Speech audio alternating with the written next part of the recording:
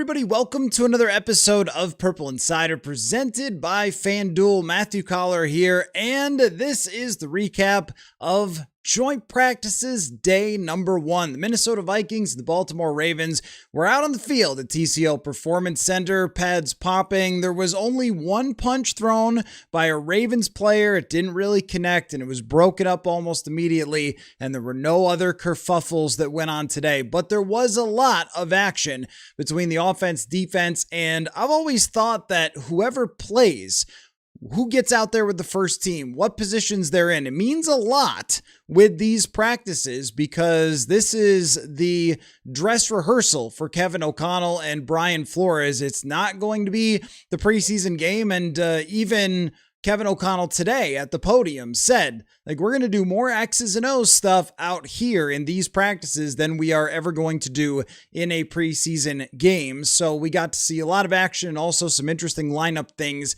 today. So why don't we jump right into first how the quarterback performed, and then we will get into a bunch of notes and some thoughts, and also a one-on-one conversation with Myles Price that I had after practice today. So let us begin with Kyler Murray's performance. And I would grade this overall as probably about a C performance by Murray, or maybe a C+. If we're grading for the hardest throws of the day, well, they were really good, and we'll get into that.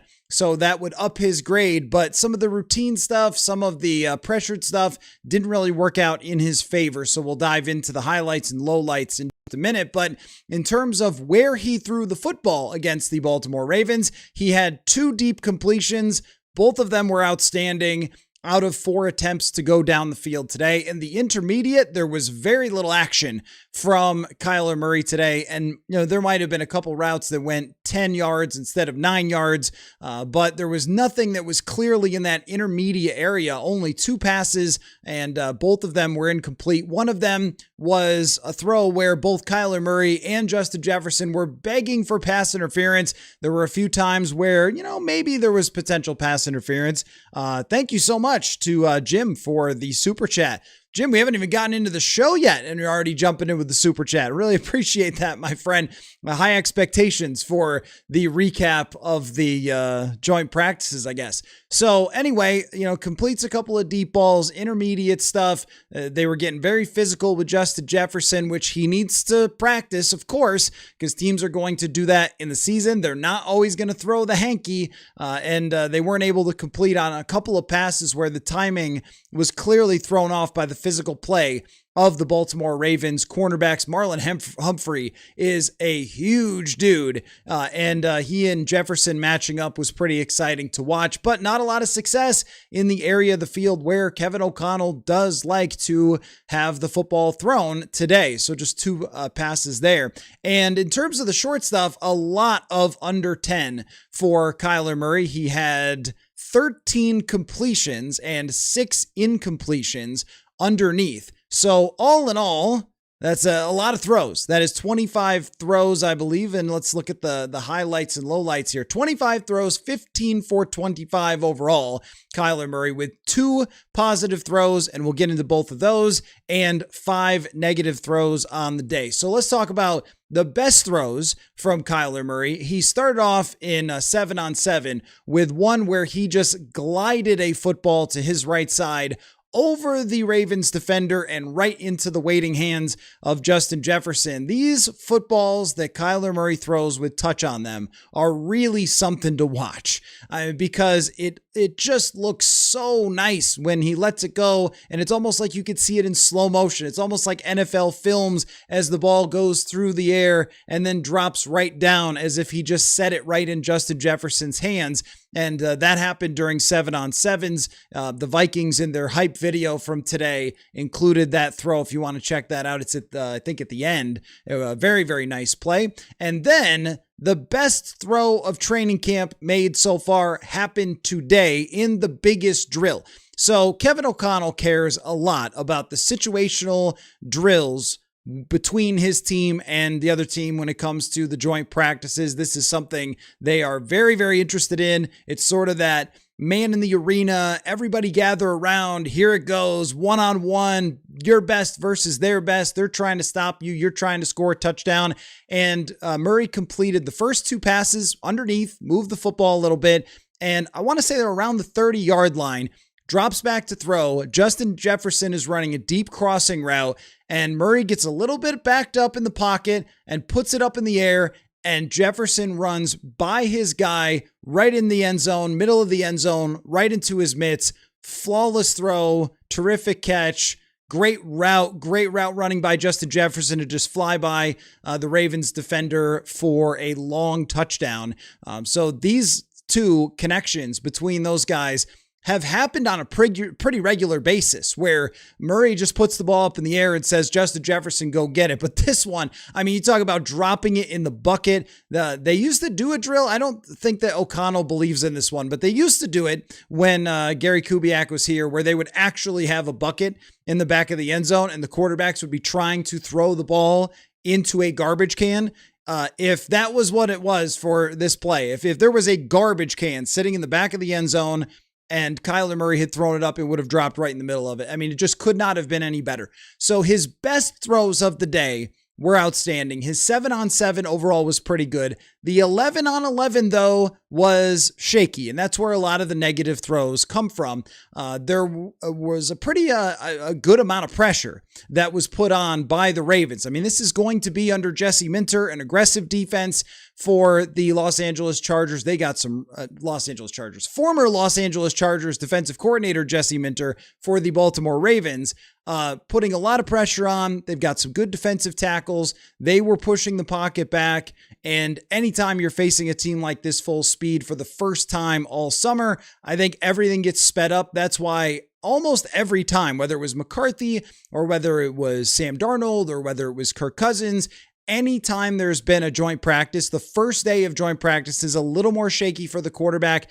And I thought that was the case for Kyler Murray. Like, there were even some completions that were a little high to TJ Hockenson, a little low to TJ Hockenson.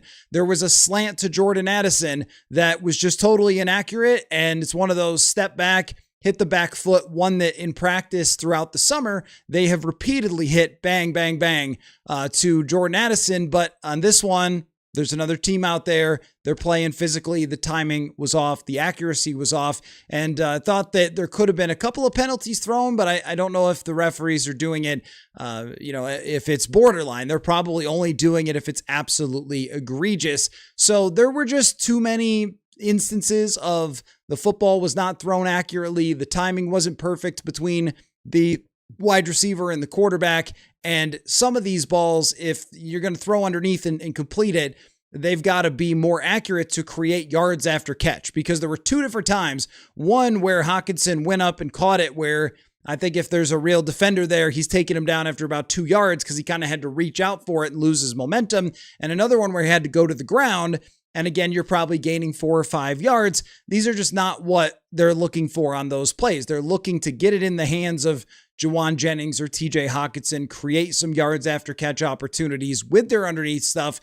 And they were not able to do that a ton today. Now, he still did complete a lot of passes overall, 15 completions, 10 incompletions. By no means was it a terrible day for Kyler Murray, but I think there are certainly things to improve on for tomorrow. I mean, if you were playing a real game and there were this many incompletions that were inaccurate, you wouldn't be that happy with it. But if you made up for it with some explosive plays, then it would probably even it out a little bit. But this was, I would say, an average first day of practice for the joint practices, and not a great one, but a heck of a finish. You just couldn't ask for anything more for the finish of this practice. So that's kind of how it looked today. And let's get through the rest of the notes, because there were a lot of things to talk about beyond the quarterback position, including Kevin O'Connell speaking with us today as well.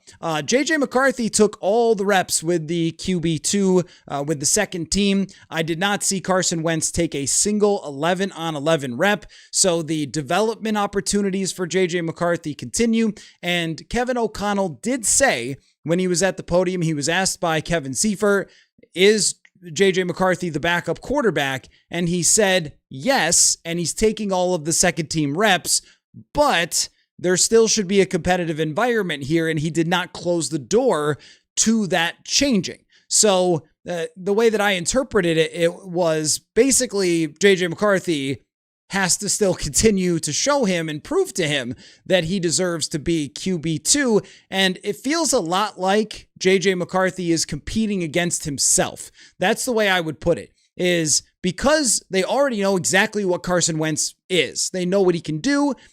Then it's McCarthy needing to prove that he should be the next man up if Kyler Murray were to go down. And as of the way that the reps have been distributed, they're not really giving Carson Wentz a ton of opportunity. And he did play in the game and throw a handful of passes against the Giants, but they're not really giving Carson Wentz an opportunity to go, all right, 1 rep for you, 1 rep for you, and 1 rep for you, that sort of thing. It seems like O'Connell really wants JJ McCarthy to be ready, and so he was taking all of the QB2 reps today, and there were a couple good throws and a couple ones that went awry for McCarthy. Overall, I thought it was a pretty good day, which was wrapped up with a great throw from McCarthy and a great catch by Myles Price. So Price ended practice today with a long touchdown from McCarthy. He was up the seam, line drive throw, and I asked Myles Price about it. I'll bring that to you shortly, but I asked Myles Price about that play,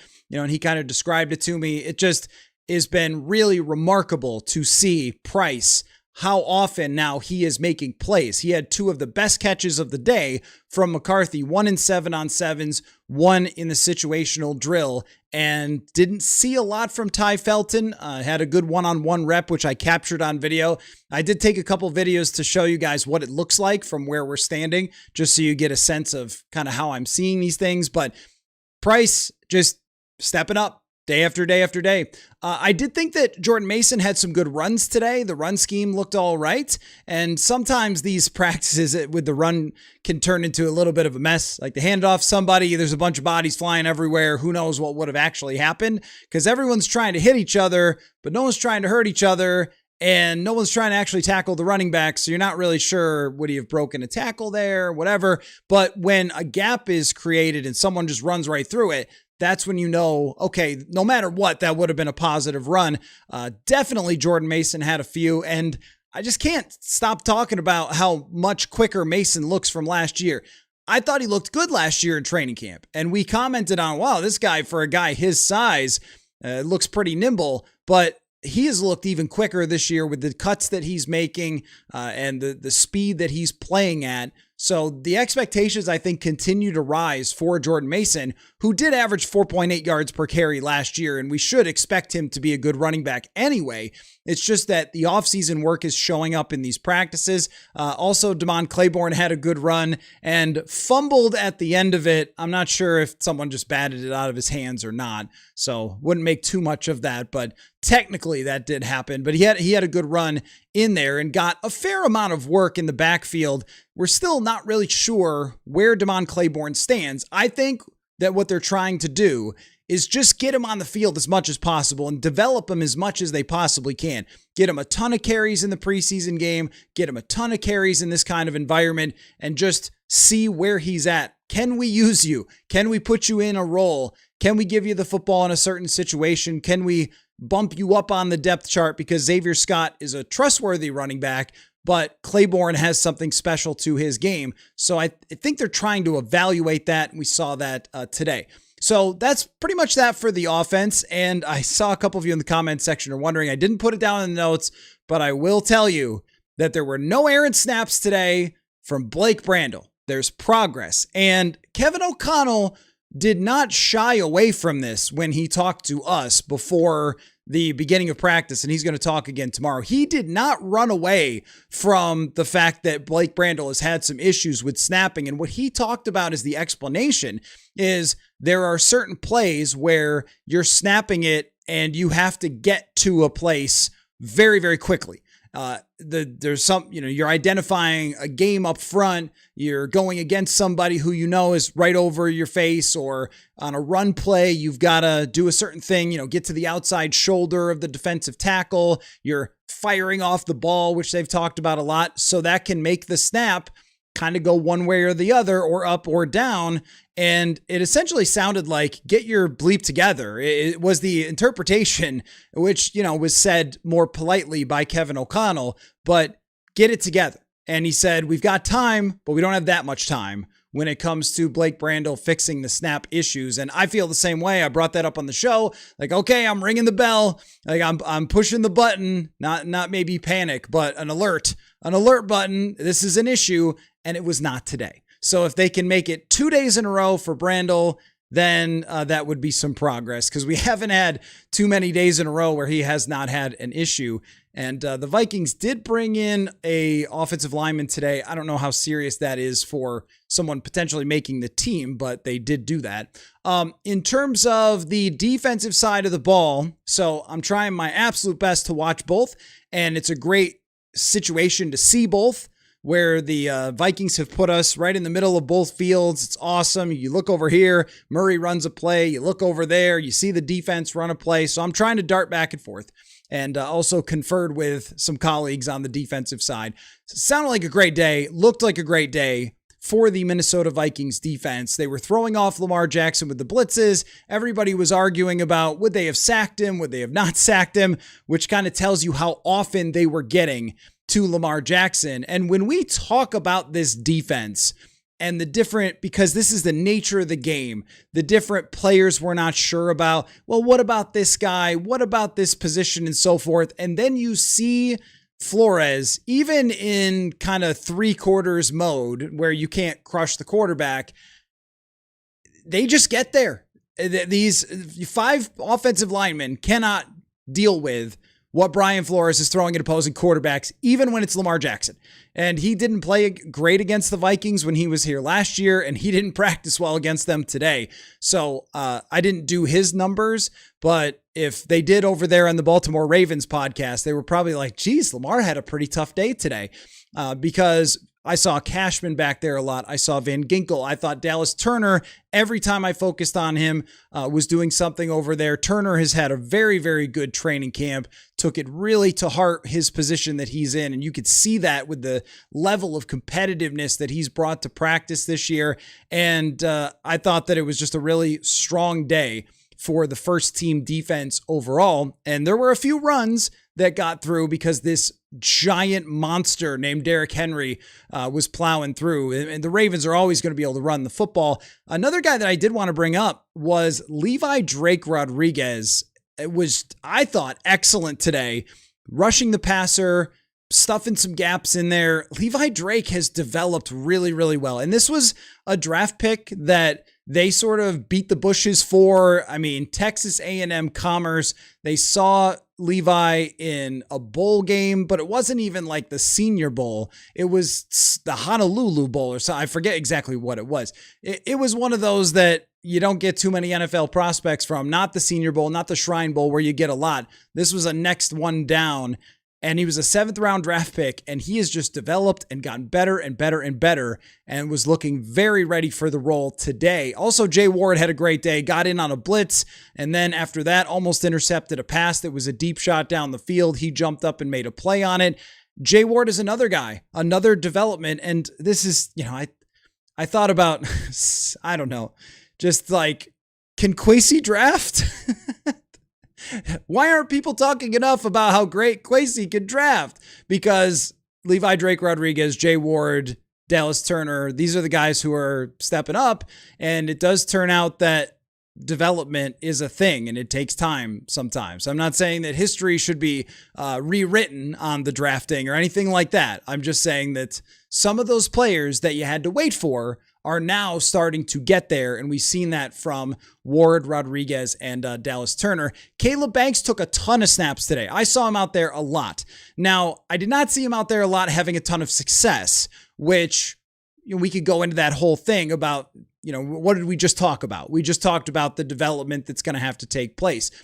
But I think the good news on that side is that Caleb Banks looks like he's up to 100% ready. He played a bunch of snaps in the game, and he played a bunch of snaps in practice the other day, and he played a bunch of snaps today. So earlier in training camp, it was, yeah, I'm not seeing Caleb Banks out there very much. What the heck is going on? Like, is he ready? Or is it going to be a slow, get him back out there after the foot injury and all that sort of stuff? But now we're seeing him on a play-to-play basis. So what I'm looking for is, well, how he comes back tomorrow. And then over the next, however many other practices we have, I think we have maybe one more week out there after this or one more week-ish. Just how more he gets more comfortable as he gets more and more of these full speed reps, because he did not have a lot and then was go play in the preseason game. I know you haven't practiced that much at full speed, but can you just go play Francis Maui Noah, who was just one of the highest picks in the NFL draft?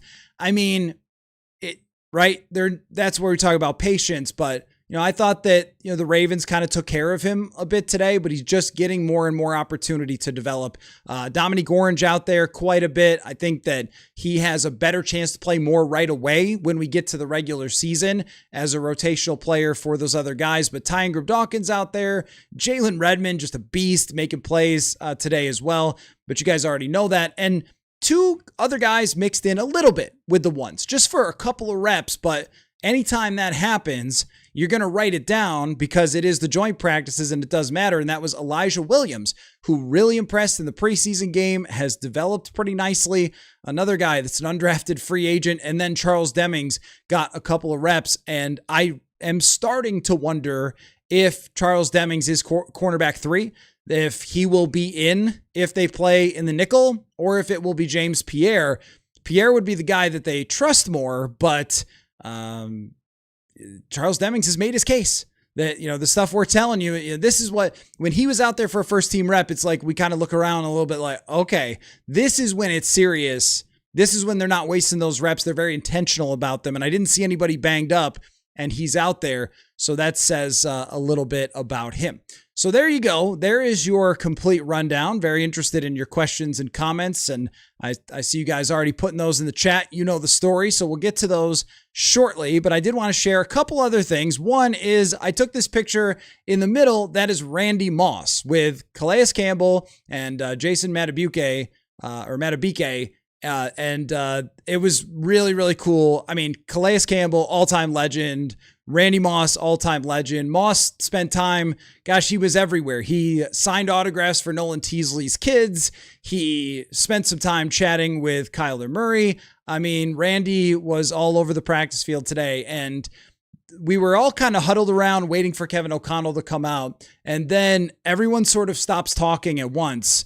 And I turn around and there's Randy. It's like a hush comes over the crowd of all these people, because that's the gravity of Randy Moss. Like, it's like, oh, whoa, Randy's here. So that was really cool to see him walking around. Looked like he was having a great time talking to all sorts of different people, and having his presence there. If that does not inspire you, Vikings, I don't know what will. But I wanted to grab this picture specifically because Campbell's one of the greatest players of all time at his position, and Randy Moss at his position. And it seemed like, now, Matabike is an all-pro, but he's a younger player. I don't know if there's any connection to Randy Moss, but it seemed like he wanted to bring him over and introduce him to Moss, which I thought was pretty cool. So I decided to grab a little picture of that. Also, I wanted to show you guys what it looks like from where I stand. So I grabbed a Justin Jefferson route right here. This is kind of where we stand in our angle. So here's Jefferson running a route. Makes a great catch there. This is what the one-on-ones look like. And then I'll show you one from Ty Felton. That was, one of the highlights of the day from Jefferson. And here's one from Ty Felton. It is, on video, it looks farther away than it does in front of my actual eyes, but you can see running the route, making the catch, and just to give you a visual, and you could see how the two fields play out. So let's get to, I got a word from the sponsor. I got a FanDuel question of the day, and we got lots of comments and questions from you guys about how everything looked out there. But I had a chance to grab Myles Price after practice and had a couple-minute conversation with him one-on-one after he had another great practice. He's had just such an excellent training camp. So I wanted to bring you that conversation. And this is on audio, but we can all listen to it together because I didn't take the video of it. Nice to meet you too. Hey, I just want to ask about, I mean, today's practice, obviously you make a big catch there at the end, the game, the one-handed catch. Like where's, I mean, I know you're always a confident player, but like, where's your confidence in playing receiver right now after really going out and making a lot of plays in this camp? Um, honestly, I've always been like super confident. I've always believed in myself. Um, and now I think I'm kind of getting the opportunity to like showcase who I am. Yeah. Not just as a returner, like how I could be utilized in the offense. But as far as confidence wise, like it's sky high, you know. I never think I could be guarded. I never think I could be stopped. Yeah. I think I can make every block, every catch. Like that's just who I am as a person. Yeah. Okay. Let me rephrase to how rewarding is it to see the work you put in the offseason, right? Like, because you put in a lot of work to try to be more of an all-around receiver. No, definitely. I mean, it's super. It feels good. It's always good when you see your hard work pay off. Like, of course, you're gonna have moments where doubt might start to creep in, or you have moments where it's like, damn, could I do more? There's moments like that. But like when you're in my position, you know, seeing your work pay off, I feel like that's like the most rewarding feeling that you could have. Yeah. I mean, what have you heard as far as feedback from Keenan just about like the progress you've made? I mean, every day it's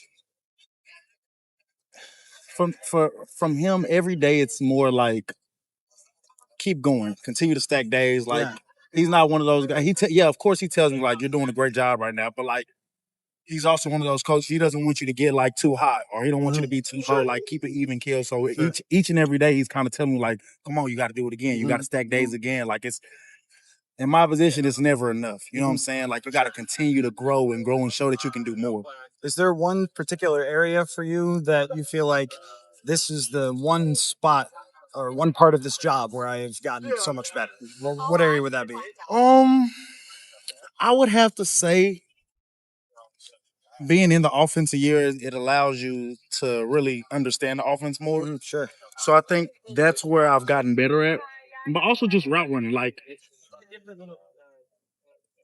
every route in this offense has details to it. And you have to be on point with those details, or KO and Coach West, they're not gonna trust you out there. Right. So like now I think I'm starting to show like I can be trusted in the offense. And with trust comes more playing time, you know, just taking advantage of every opportunity at this point. What did you see on that last play? I had a little split clear route, and I watched the safety walk down as I'm attacking him. I said, I just put my head down. I knew the ball had to be coming to me. It literally had to. I said, there's no way this ball doesn't come to me. As soon as I seen him walking down, I'm like, oh yeah, I'm finna run by him.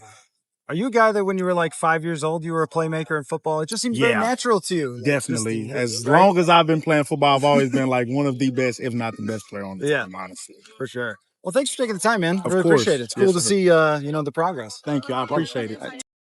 So there you go, Myles Price. A little conversation with him after practice, and when you see articles from me and things like that, that's usually how it works. Like just grab a guy for a couple minutes, have a little chat, and Myles Price is one of the stars of this training camp so far. If he hadn't been the kick returner last year, and I think he was he Mr. Mankato last year, he would be it again because of the amount of progress he's made as a wide receiver. It is remarkable, and I think he has legitimately made a case for himself that if Juwan Jennings were to go down or Jordan Addison, that Myles Price would be in the game. As much as Ty Felton has had a good camp, and he's had a few drops, Price has just really emerged quite a bit as somebody that into the future may be a wide receiver option for them. So I wanted to get you a FanDuel question of the day and then a quick note from the sponsor, then on to all of your questions and comments about Vikings joint practices. So the FanDuel question of the day is the line for week 1 against the Packers has moved to the Vikings being favored by 1.5 points. Does the connections in training camp between Justin Jefferson and Kyler Murray down the field give you more confidence, or are you still skeptical? More confidence that the Vikings can beat the Packers in week 1? Where's your confidence level that they can, and is it impacted by Jefferson in the downfield connection? Because today was really excellent. And I wanted to mention that The back is feeling good. The sleep was good. Got out there today and felt a ton of energy because of my new mattress from Brooklyn Bedding. And here's why I'm excited about it. I'm huge on buying things that I think are built intentionally, built solid, meant to last. And that is exactly what I have in my mattress from Brooklyn Bedding. This is not some mass-produced disposable piece of foam. They put a lot of work into this right here in the USA, shipped it to me, got it quick, and my sleep has entirely changed. This one is called the Aurora Luxe that I have, which sounds really cool and is great. The spine is supported. I can actually relax, get to sleep quicker than I ever have before in my entire life. And what I like about Brooklyn Bedding was that we got exactly what we were looking for. They can get you all sleep styles, body size, whatever you got, they can deal with it. And even if it's hard to find sizes, we were pretty simple, but we got exactly what we needed. The right comfort there has been great. If we didn't, though, there's a 120-night comfort trial. If you aren't comfortable, you could swap it or return the mattress hassle-free. But since this has been a game changer for me, I will not be doing that anytime soon. So go to brooklynbedding.com and use your promo code PURPLE at checkout for their back-to-school sale, 30% off. That is brooklynbedding.com with the promo code PURPLE site-wide. So anything you need, you can get it from there. All right. Time for your questions and your thoughts and your comments. Let's get into it. A very exciting day overall. I mean, just in general, really good practice for the defense. Offense was a little bit sputtering at times, but ran the football well, hit some deep explosives.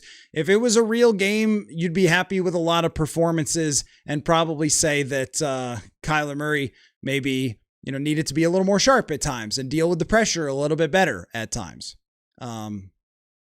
Let's see. Yep, Jim, we talked about, Kyler being a little shaky, and you look for day 2 to be a little better than day 1, which is how it is always gone for every joint practice I've ever covered. James says, can we discuss what's going on with the offensive line, specifically observations for what this line is actually capable of, and is it good enough to get the Vikings to the playoffs? Well, I would say that it is under the way that it's currently constructed, and what I really have been impressed by is the left side of the line in the run game. Donovan Jackson and Christian Darrisaw, especially Darrisaw. I mean, I think Darrisaw has looked great in this training camp. It's enough to say, hey, I feel good. The knee's back to 100%. It's like, okay, well, we got to see it. And we have really seen him dominating at times. Donovan Jackson has looked good over there as well. And here's the thing about Blake Brandel. From a communication standpoint and from an actual blocking standpoint, he's looked fine, if not good from the communication standpoint. But it's just the snapping. And that's like saying, I think maybe Mike said it the other night, like, yeah, Mrs. Lincoln, how was the play kind of thing, or, or whatever it might be, whatever metaphor you want to use. It's a huge deal to be able to snap the football to your quarterback. But if you could get that sorted out, get more comfortable with that, the actual playing of the center has not been bad from Brandel. And then Fries looks totally different to me from last year. And Brian O'Neill, we know how good he is. So that doesn't mean they're going to be infallible. It doesn't mean they're going to be perfect. Every offensive line these days is going to allow pressure. The 1992 Dallas Cowboys, where Troy Aikman could just stand back there for 5 seconds and throw it, is never going to happen again. And we saw some of the stuff Minter was throwing at them today, some stunts, some games. It looks like he loves to do a lot of that stuff, maybe less blitzing, but more sim pressures and all sorts of, different stuff that they're going to see in the regular season. You're going to get fooled sometimes on the interior offensive line. You're going to get tricked where you just miss something and the quarterback has to make you right. But I think that the potential is there. And the most important thing, and this would be like a knock on wood for everybody, is the health of the offensive line right now is in a very good place. And the individual performers seem to be playing it about the best you could have asked them to play, save for the snapping. And I think that is overall looking like trending arrow up. big time maybe for the Vikings. There have been other years where we went into the season not even entirely sure after cutdown day, like who's starting at this position. I think it was maybe I think it was actually 2017 where Nick Easton was moved over to left guard the day before the season, kind of. And that's not something that worked out okay, but that's not something you want to see. These five have now been playing with each other all spring and all summer long. So that's been a big deal. So no Vikings STW. There was no bad snaps today. Let's see. Yeah. Rinaldi, Jay Ward with giant letters and question mark. Jay Ward is such a great example of a development project player. At LSU, Ward played 3 different positions. He played corner, he played nickel, and he played safety.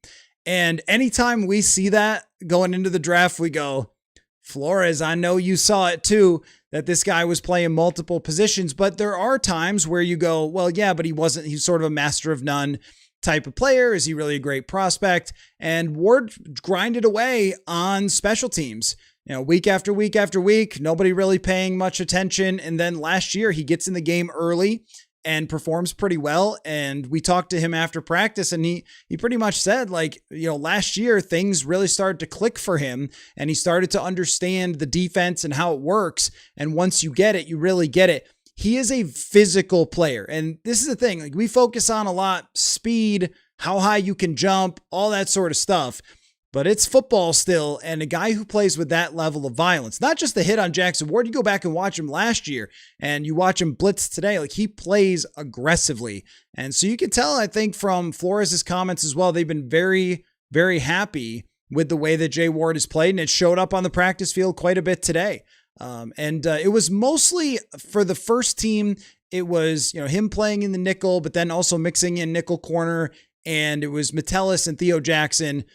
Theo was out there for almost every single, if not every single play at starting safety. So I would expect that to be how they go about it when we get to the regular season, where you have Metellus, Theo Jackson, Jay Ward. And then if they need a nickel package with a corner, either Charles Demings or James Pierre. We're going to maybe find that out as we go forward. BM, defense looks good. Offense needs more time on task to sync up. Yeah, that's probably true. And I mean, I guess if you wanted to be snarky, you could be like, well, if you had given Kyler all the reps, but I don't think that it was a reps issue today. I think it was Baltimore is very talented on defense. They have a lot of really good players. There is a guy that maybe you've heard of, that, this is why we don't give a ton of credit about the drafting of the past, Kyle Hamilton, who is a monster. They have dudes. And this was a point that I made about getting Caleb Banks for the Vikings, is one of the reasons to draft Caleb Banks is when you walk out on the practice field, you notice Caleb Banks, you notice Derrick Henry, you notice Calais Campbell, you notice Kyle Hamilton. When he is standing there in the nickel or something, you're like, that is a nickel guy. That's a safety. That looks like somebody who, he looks like Randy Moss's size with how tall he is and how well he moves and things like that. So they got a lot of players, and I think they're going to have a good defense this year, a revamped defense with the talent that they have. So this is not an easy task. It's kind of like when the Vikings in 2024 practiced against Cleveland. This is a good team to go against because they got a lot of talent on that defensive side. And we saw a lot of it today. Arlen, only a Ravens player would miss a swing. He may have connected with the face mask, but it was not a real, great punch. And it didn't make any sense either. But they do this drill that is kind of unhinged, where it's essentially a punt gunner drill, and they've got a bag, and the two guys, just one guy's the gunner and one guy's supposed to stop him, and they just smack into each other the entire time. And there's almost always pushing and shoving and a swing at the end of that. But this one, it was nothing. It wasn't a big deal. Elijah Williams, he will contribute for the Vikings this season for sure. Every time I watch the guy, I like what I see. He is really large, and he's got quickness to him. He's got technique to him. And what he did in the game, you just see the sack that Bo Richter had. He beat his man immediately, and he was one of the reasons that there was nowhere to go, and Richter ends up getting a nice sack. And there was another play where he got a sack himself. He just wins. He's got quickness. He seems to have a natural feel for the sport, and he is like the size. When you hear undrafted free agent from HBCU, you're like, well, is that going to match the size, the speed, that kind of stuff, right at that level? But yeah, Elijah Williams has matched the size and the speed of that level, and I would not be shocked. So that actually opens up an interesting conversation, because we were talking about, I was going to wait till the end of joint practices to do a 53. And Dane Mizutani and I were talking about this. He did his yesterday, and I'm sandbagging a little bit to wait until I see who all gets to play during the joint practices. But I'm like, how do you keep Elijah Williams off this thing?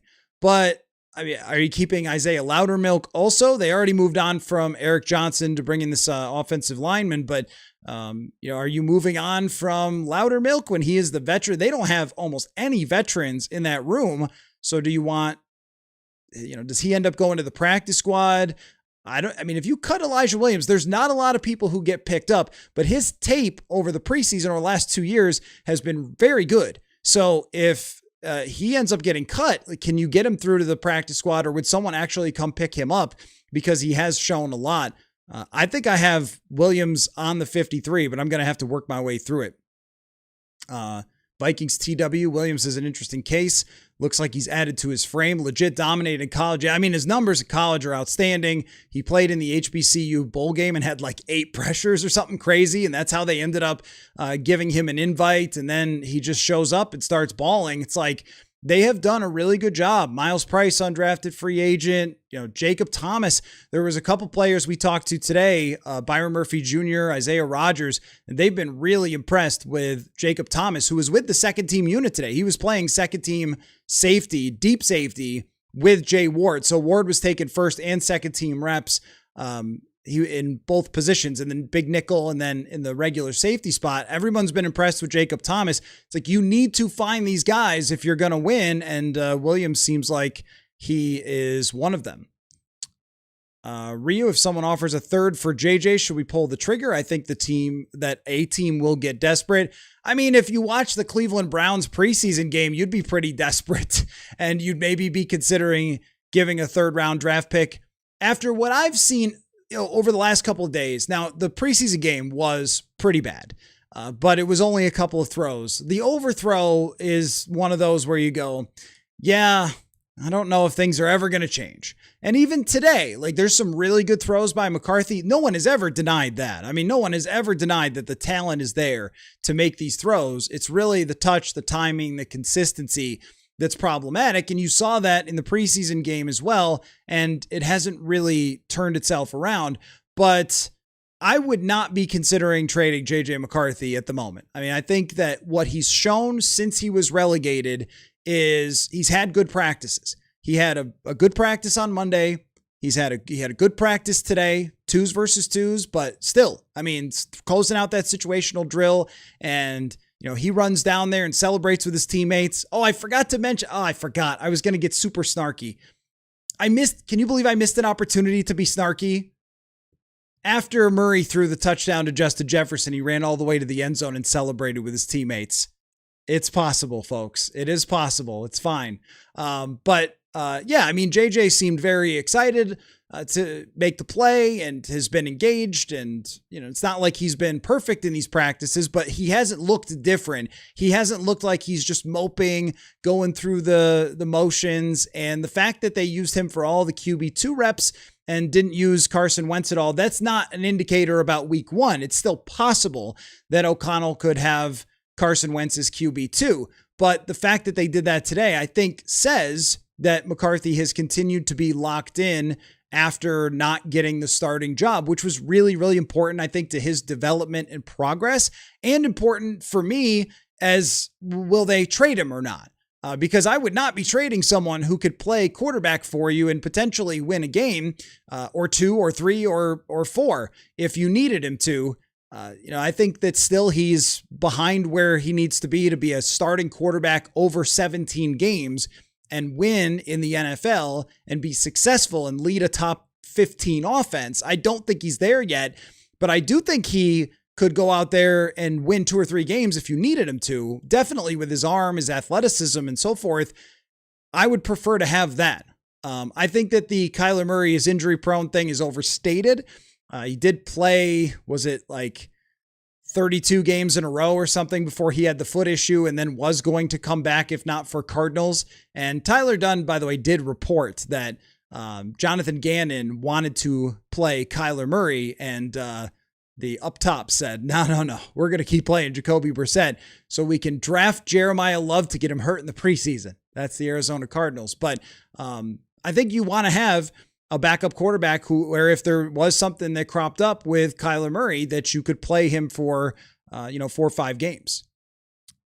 Scamping around after the other center injuries in the league, just hoping Brandel could stay healthy, even if he's not perfect. I totally agree. And then the center, Danny Pinter for the Ravens got hurt today. I don't know what the injury was, but he went down kind of early in practice. And I mean, geez, like these centers are so hard to find. And that's why with Brandel, I've defended the decision and will continue to do so of making him the center, because my thing is, who else did you think you were going to get? Was it the guy who's been the 20th best center in the league, who played for Denver, Lloyd Cushenberry, and then he's got to learn the whole new offense along with Kyler Murray? I mean, even Ryan Kelly told Andrew Kramer, the Star Tribune, he was doing a story on Brandel, and he told him it was tough to learn for a center. There's a lot to it. And, I mean, think about Brandel's been in this offense the entire time. So, bringing in somebody new, asking him to learn the whole new system and all that sort of stuff, along with bringing in, a quarterback that's new, I think that would have been a lot to ask. So it's a little bit sink or swim with him, but it's really this one issue that I think is the biggest problem. I think Brandel can be an average center in the league if he can get that, cleaned up. It's not easy.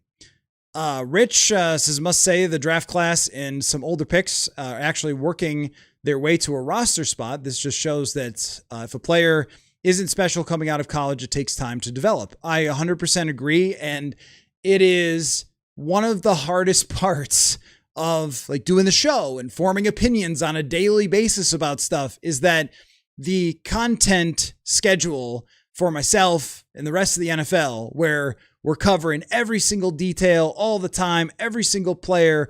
What did they do today? Where do they stand? What did the coaches say about them? And like that demands like patience. And it can be hard sometimes because you can see a player not really getting it. Like Caleb Banks at the moment does not look ready to go in and succeed in the NFL at this very moment. Now, I wouldn't be surprised if 3 weeks from now, is it 3 weeks? Wow, it's like 3 weeks when they play football.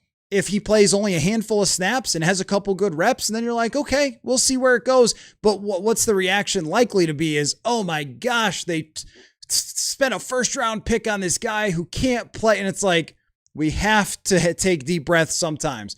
They draft Jay Ward with a plan for him over 3 years. And that's why so many people in the NFL will tell you, hey, it takes 3 years, because it often does. I mean, even look at like a Jalen Naylor, for example. It took a couple years for him. These guys, they need a lot of time if you're not a top draft pick, which the Vikings have not been drafting. Even Dallas Turner.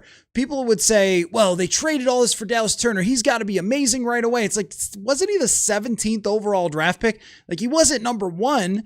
This wasn't Myles Garrett. This was a guy who was very, very young, who doesn't turn 24 until the week before the Super Bowl this year.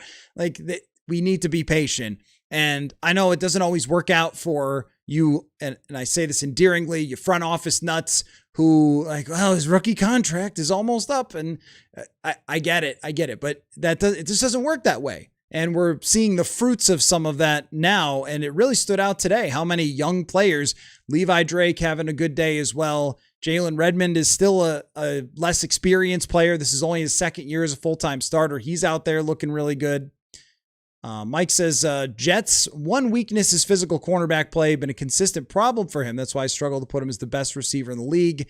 Some games he shows due to the matchup. Well, I get what you're saying. I think that when the physical play reaches the point of flags should come out, that maybe not everyone is always great. But I know what you're saying. Like when somebody can get their hands on him, when the refs are eating the whistles in that game, that there are times that he could be slowed down. But I mean, the reality is there's not that many times. And when you look at the numbers, when someone has put up more yards to their point in their career than anybody else in history, it's like, I mean, we're really nitpicking here, right? If we're talking about that. But yeah, I mean, when you face off with Marlon Humphrey, and that's why it is on KOC to find ways to get him free releases. Now, they're not showing everything in their bag here. They know fans are there. They know the plays are being videotaped and tweeted out by people in the stands.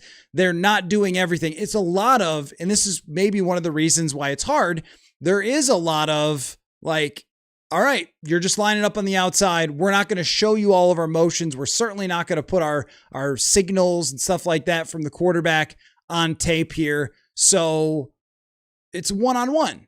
And it's not as easy as it would be if he were going in motion and he were, doing some sort of jet motion behind the quarterback, or if they were lining up in different formations, which they will do when they get to the regular season. It can be an issue, though. I do agree with that. It's on the coach to be able to work through that. Abnormal, really great interview from Kendrickson Barr with Brian O'Neill came out today. I saw that story that Zimmer told him his rookie year that Bill Parcells was mad at him. That is an absolutely classic Mike Zimmer story. Those guys are doing a great job. Kendrickson Barr with Ben Out of Shape, their podcast. Jake, Judd said that Kyler was 6 for 15. Are you counting some drills he is not? Yeah, I would assume so. I think that must mean that Judd counted all the 11 on 11s, and I counted everything, which included the 7 on 7s. So through the entire training camp, I've counted 7 on 7s and 11 on 11s together. So yeah, that's probably where the difference was. But that seems right for the 11 on 11s. Like there were not a lot of great throws. There weren't a lot of completions. There was at least 2 times that could have been pass interference. So that might have muddied the waters a little bit of the statistics. There's a really nice pass breakup in there by the Ravens. But that's what I'm saying is like overall as a day, I would have given it a C, and it gets bumped up to a C because there's a couple explosive plays in there. But it was not a smooth day by Kyler Murray. It just ended really, really well. But we'll see what happens tomorrow. So BM O'Neill mentioned that he has hope that Harry will come back. Yeah, I mean, I wrote an article today and I wrote kind of which storylines from training camp I'm buying or selling. And I'm not buying that Harrison Smith's going to come back. But I mean, I think that any teammate would say that they hope that he does. I am very interested in the safety group. There was something I was looking at the other day. I can actually show you guys this because I was really curious about some of the let's throw it up on the screen about some of the conversation that we've been having. So you can see who I was last looking up on PFF. Travis Jones, absolute beast. But of Josh Metellus at the deep safety position last year. So I was looking this up game by game from Metellus. And over here, this is why I love the data so much from PFF. They have the alignments, snap counts, and we could see how often he played free safety. So there were, let's see, 6 games where he played at least 30 snaps as a free safety last year. So that would have been probably some of them where Harrison Smith was out or somebody else was banged up, or he was just doing it with Harrison Smith because they weren't loving what they saw from Theo Jackson. And as you can see, the most yards that he allowed in any of those games into his coverage was 38, and that was the game against the Chicago Bears. So there weren't any games where he was really truly taken advantage of. That doesn't mean he was great in every one of those games, but in the Week 11 game, he allowed 38 yards, was targeted 5 times, allowed 2 completions. Week 2, that was against the Atlanta Falcons. In that game, he allowed 4 catches on 5 attempts for 30 total yards.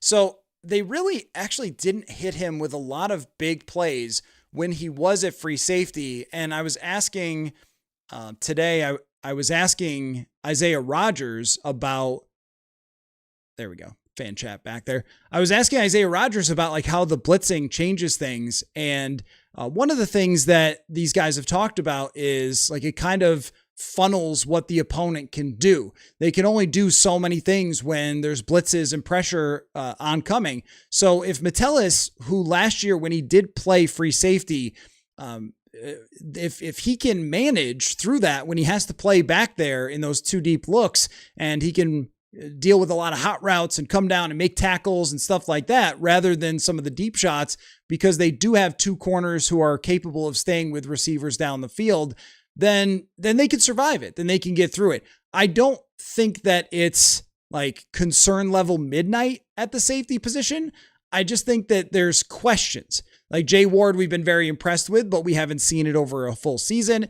Theo Jackson, there have been times where it's been good. Haven't seen it over a full season. He's developed quite a bit. But I wouldn't say, oh my gosh, they are super duper screwed, because Metellus does have a lot of experience at that position. But that's just a long way of saying, I mean, I guess I would lean toward Harrison Smith not coming back at the moment, but maybe if they're playing great on defense early in the season, they're winning games on offense, and Harry's been staying in shape, ready to go, and they lose a safety, or they're really not thrilled with the performance of one of them, it's possible, I guess, but there's no teammate that's ever going to say, don't bring back Harrison Smith. That's for sure.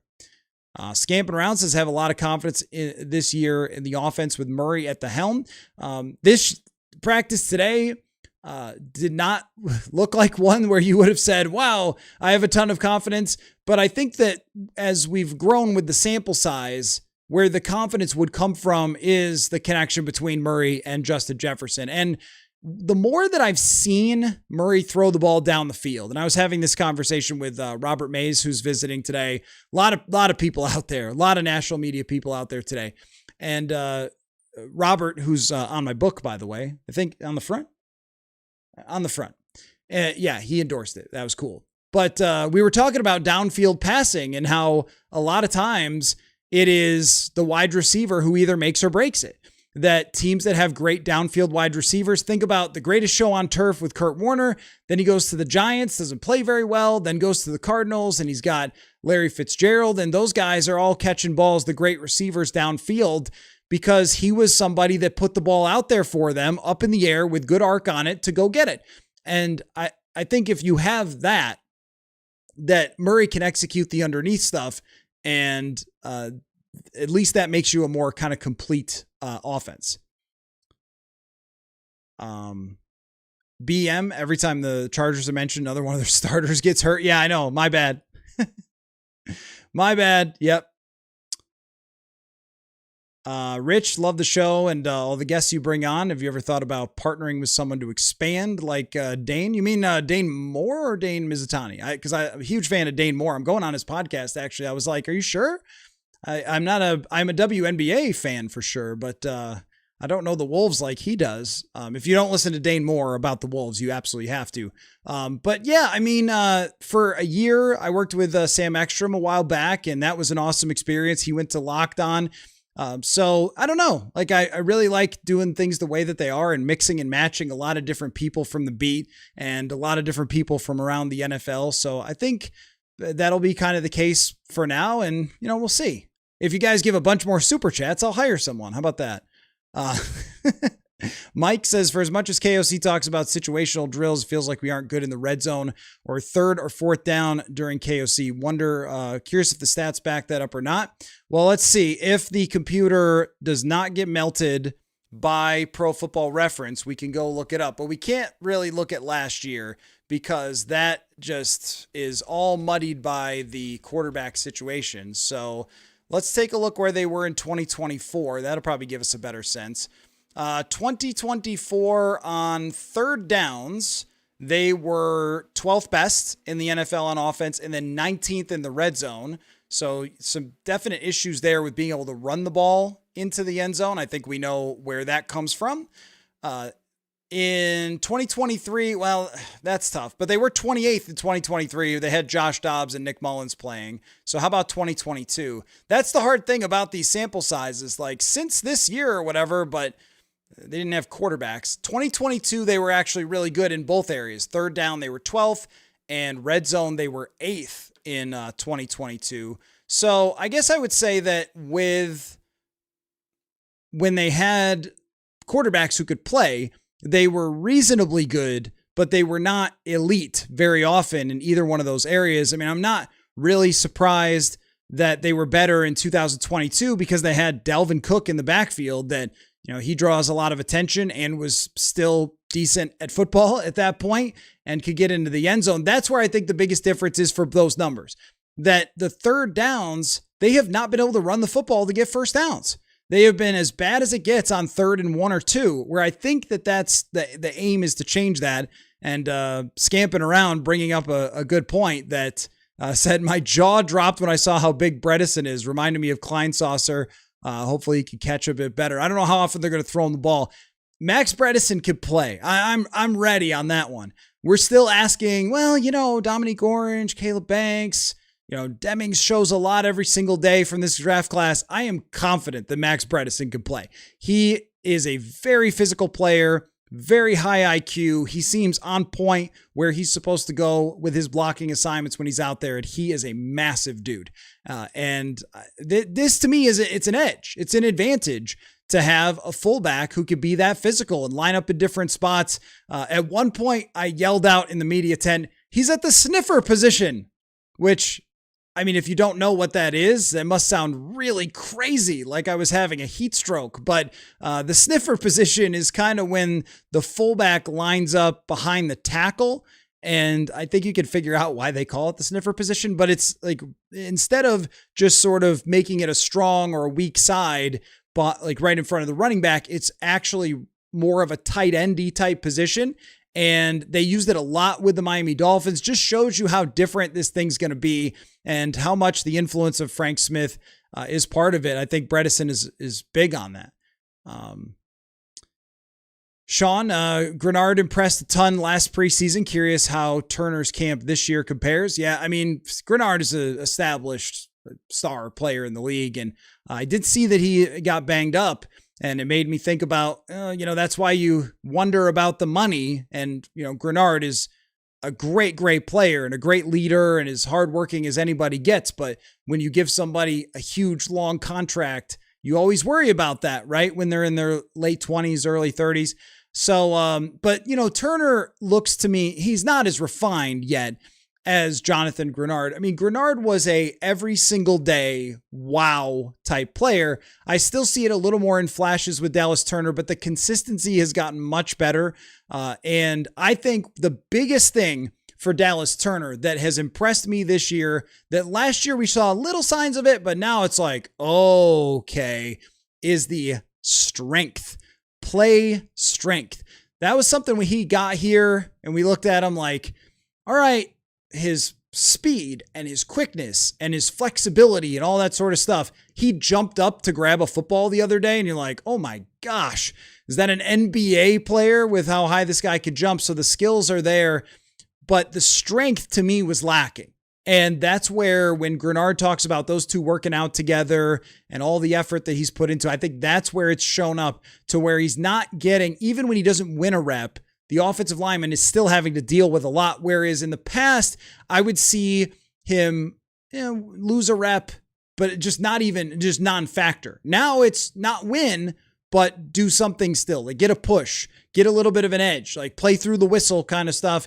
And that strength is there. The maturity, the confidence is clearly there from Dallas Turner, where I think when he first got here, it was like, well, this is a little overwhelming, all the things that Brian Flores is asking me to do.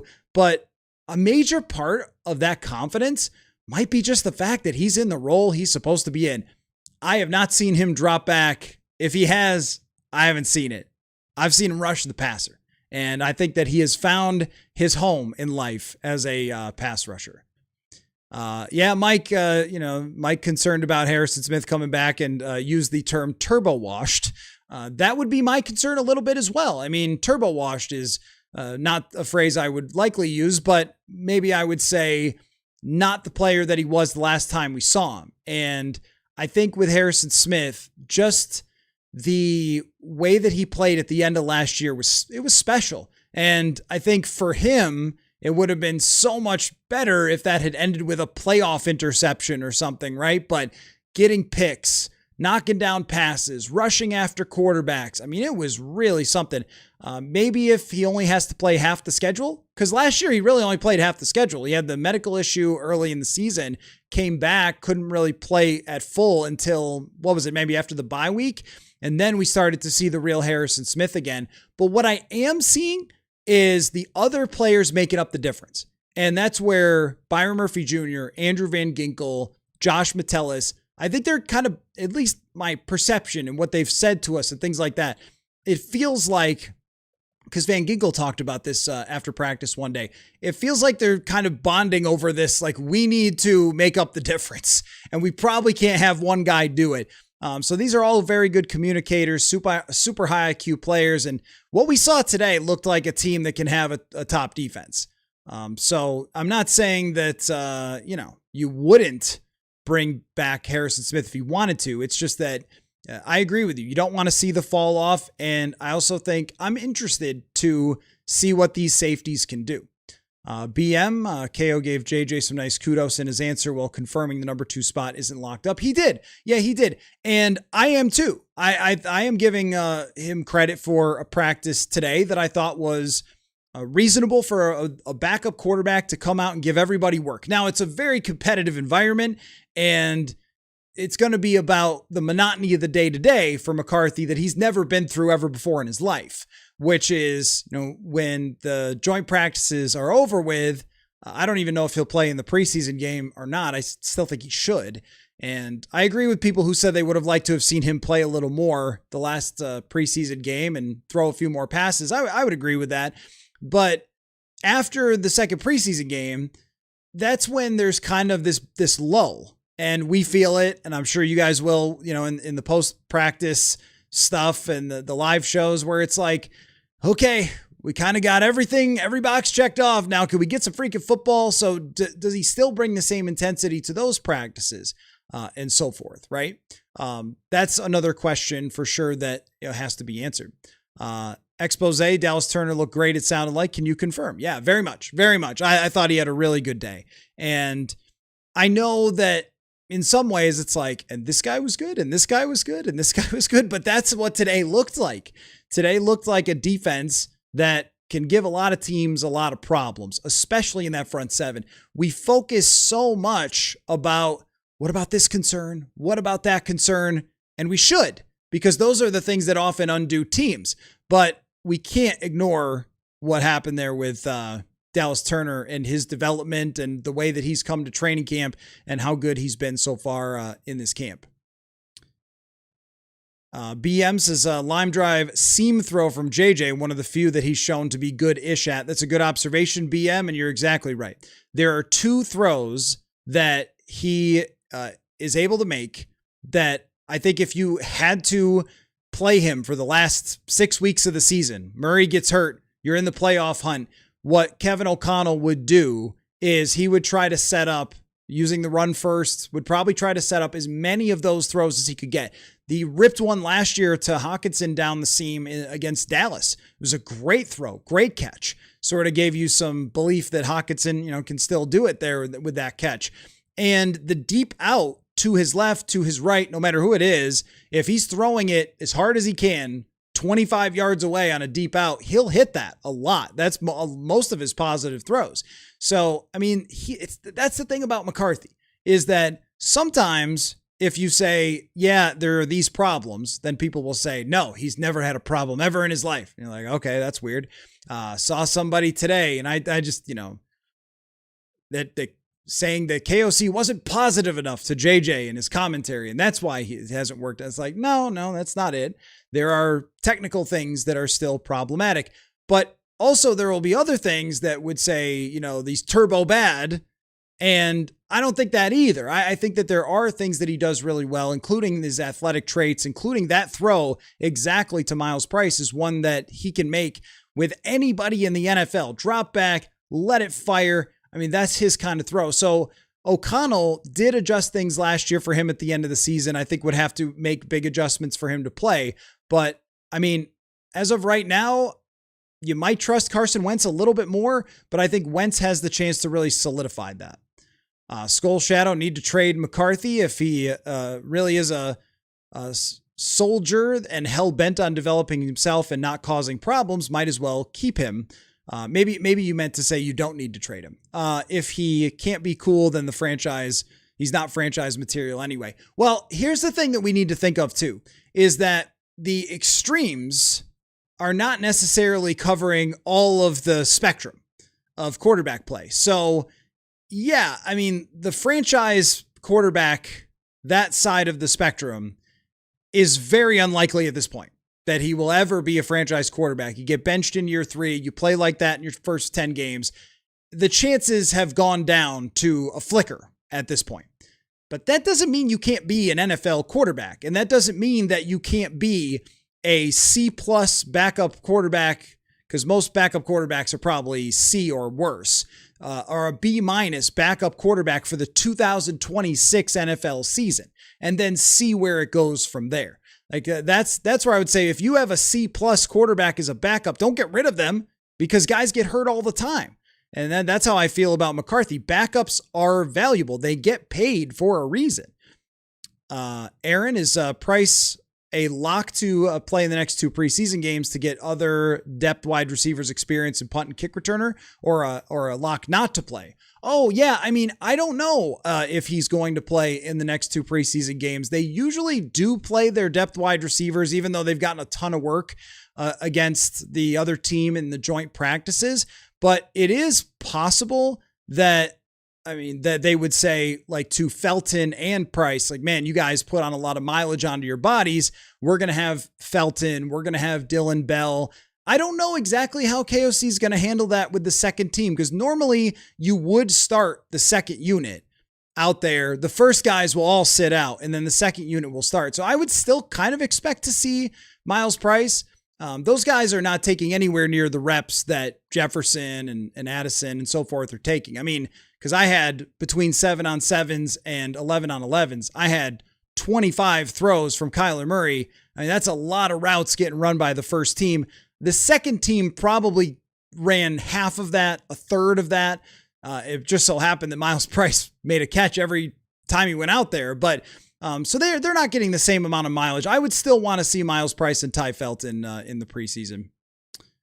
Mike says Claiborne fumbling, Scott looking terrible in the preseason game. I mean, I wouldn't worry about that. Oh, Cam Akers is inevitable. Yeah, I mean, we've seen Scott play in real games. Yeah, I didn't think he had a great preseason game either, but we've seen him play in real games. Kind of know that he can get out on the field, can pass protect, can catch the football and so forth, knows where he's supposed to run. Claiborne fumbling that's a silly thing. It's like he's finishing the run, but the play's basically dead. Someone knocks it out. That's really what it was. We were going back and forth about it.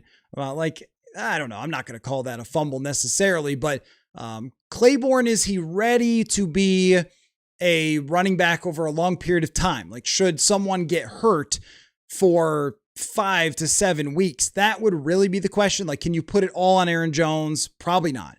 Can you put it all on Jordan Mason? Maybe, but probably not. So I do think that, yeah, if there's injury, that starts to become a conversation. Where is Cam Akers these days? Is he with a team? Let's see. Mike, Jacoby Thomas was a huge reach and has not practiced at all, so I can't imagine he contributes this year. So, I mean, I know that, like, versus the consensus that he was a reach, but didn't they not have a 4th round draft pick? So it was either get the guy you want right there or just don't get him at all. And this is the reason, like, we were just talking about guys like Jay Ward and Levi Drake Rodriguez. We can't really judge these people, but I do think, not now, but I do think that with Jacoby Thomas, for expectations for this year, it was always going to be special teams. It was always going to be as a backup player. It was very unlikely that he was going to, in this system, be able to beat out Metellus, be able to beat out Theo Jackson. Like, that just wasn't really likely. But this injury definitely is a setback, and he didn't practice again today. Kit, was Jacob Thomas repping with the ones today? Not today. And I think, main reason is this is the big time practice.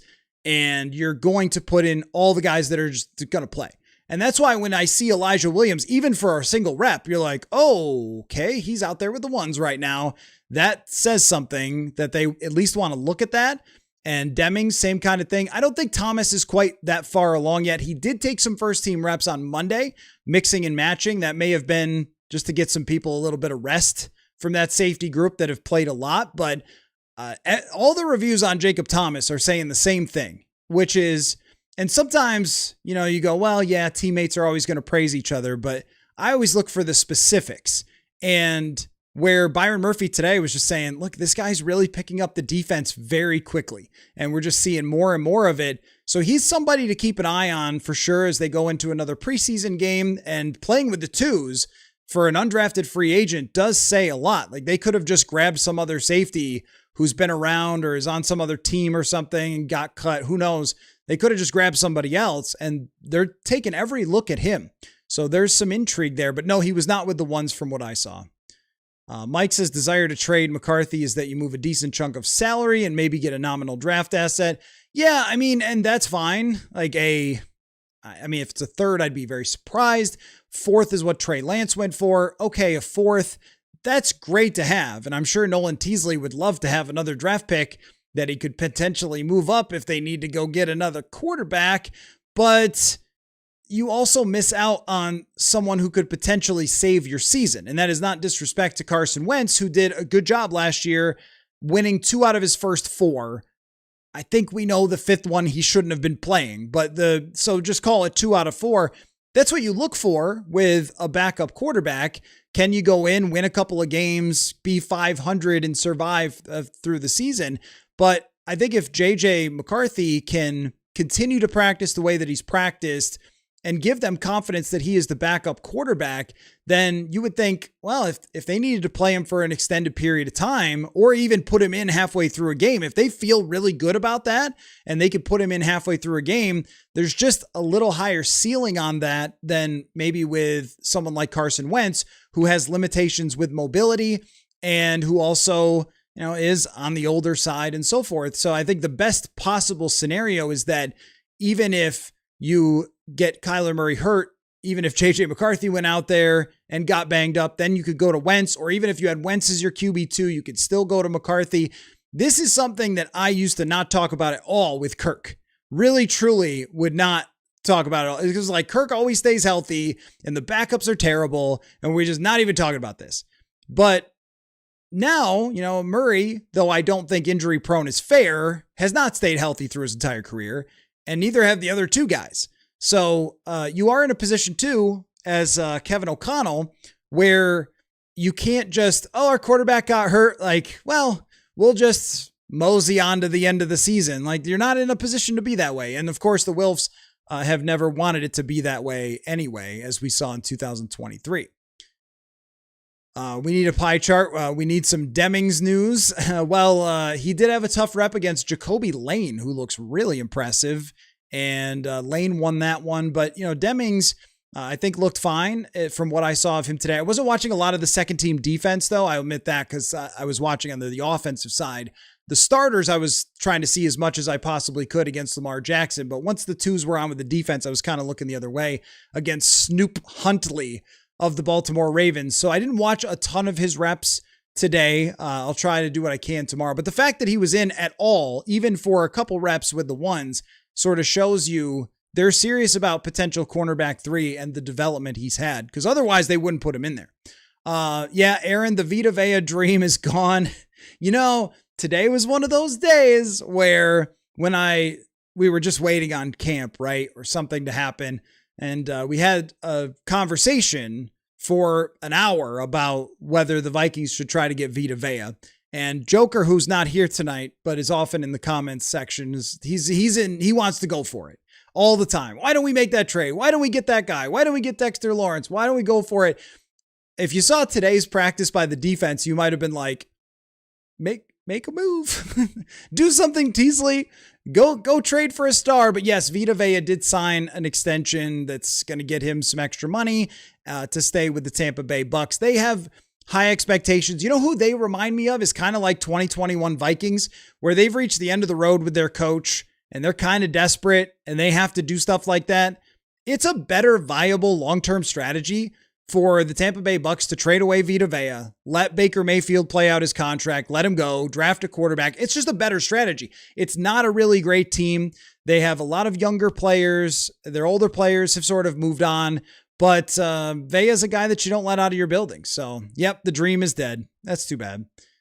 Man says, how big of a change is the O-line coach different?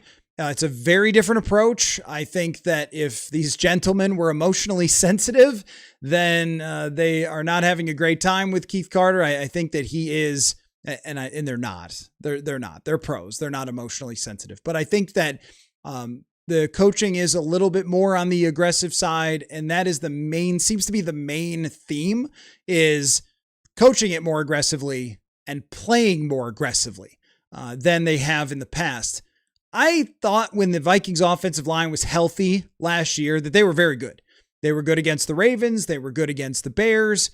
They gave their quarterbacks time to throw the football when they were healthy. When they were not, and they were having to play Justin School and Joe Huber and so forth in his first game ever as an undrafted free agent against the Bears, that's where problems crept up a lot more with the offensive line. But I think this is a really talented group.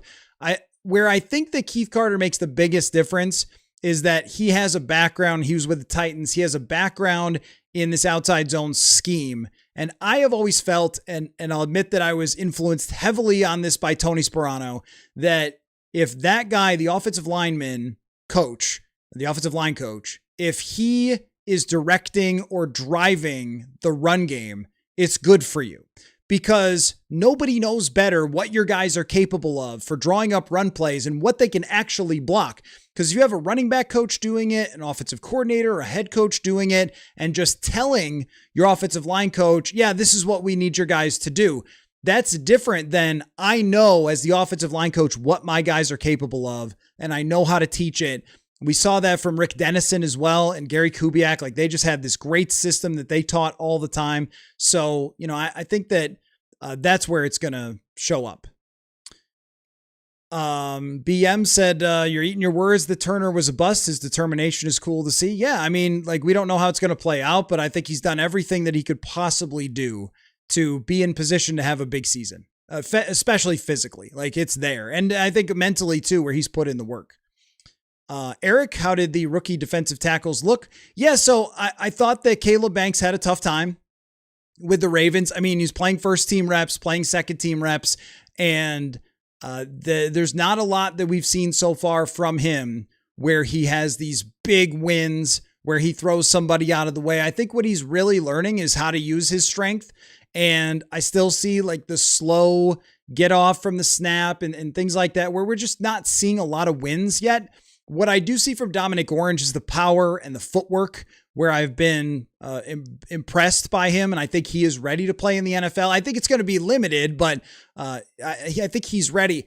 I don't look at Caleb Banks and watch his reps, and when he's out there, I try to focus on him because he's the most interesting. I've seen everybody else.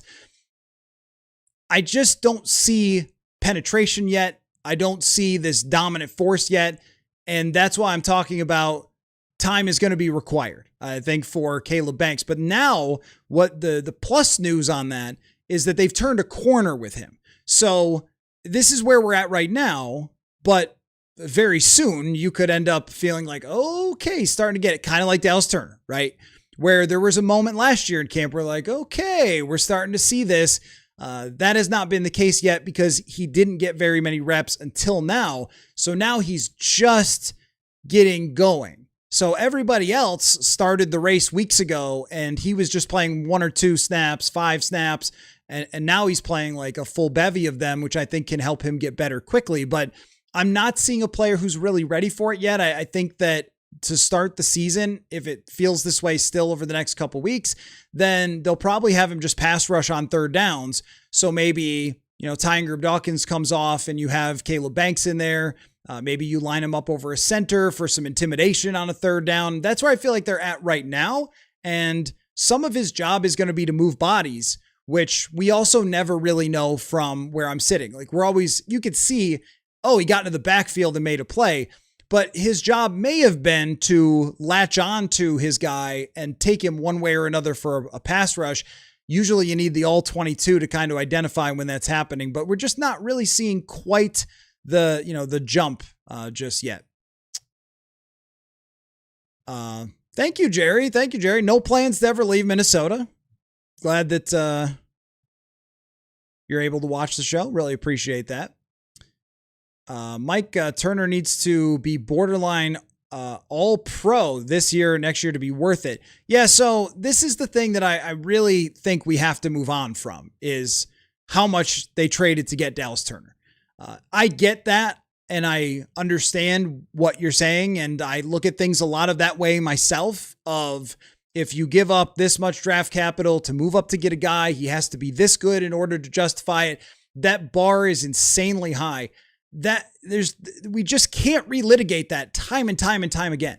If Dallas Turner plays like he looked today and he ends up with 9 or 10 sacks and he's setting edges much better and he's playing more dominant football that's more complete than he was over the last 2 years, and he ends up with 55 quarterback pressures and 9 sacks, that is a damn good football season from that guy. You can't go back in time and change around how much draft capital you give up and everything else. It's not fair to the player in terms of our evaluation. Our evaluation of him now needs to be separate from the draft, just period. Is he a good player who's helping you win on defense in 2026 or not? To me, has to be the evaluation. Not, well, he was drafted for this and they traded for this and everything. I get it.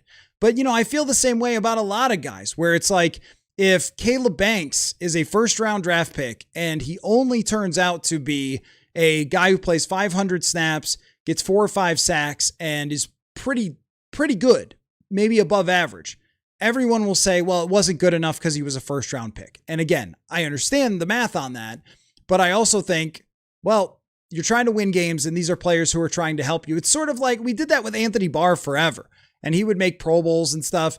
But I mean, Anthony Barr, it would be like, well, you didn't draft Aaron Donald. You spent a high pick on him. He's supposed to be getting 10 sacks. He's supposed to be getting 5 interceptions a year. And it's like, okay, but they were the number 1 defense in the NFL. Like, it's okay. It's okay. He's a pretty damn good player. And I think that might be where we end up with Dallas Turner, where we just can't do this time and time and time and time and time again every other day with Dallas Turner. He had a great practice today, but what was he traded for? Like, I'm done with that. I'm done with that. We've talked enough about that. Let's just talk about Dallas Turner as the football player right now. Let's see. I agree, though, the Vikings TW, that he does have a high ceiling. Demings to the outside, Murphy slides to the slot. I don't remember where he was playing exactly today when they were in the nickel, but I've seen him line up in the slot before, and his physicality does kind of work for the slot, even though he's thought of as more of a press corner to be on the outside. So that could be the case, that if they were to do it in a game, if they were in like 3rd and 12 and they wanted to put an extra corner on the field, maybe you do have him line up at outside and kind of press somebody.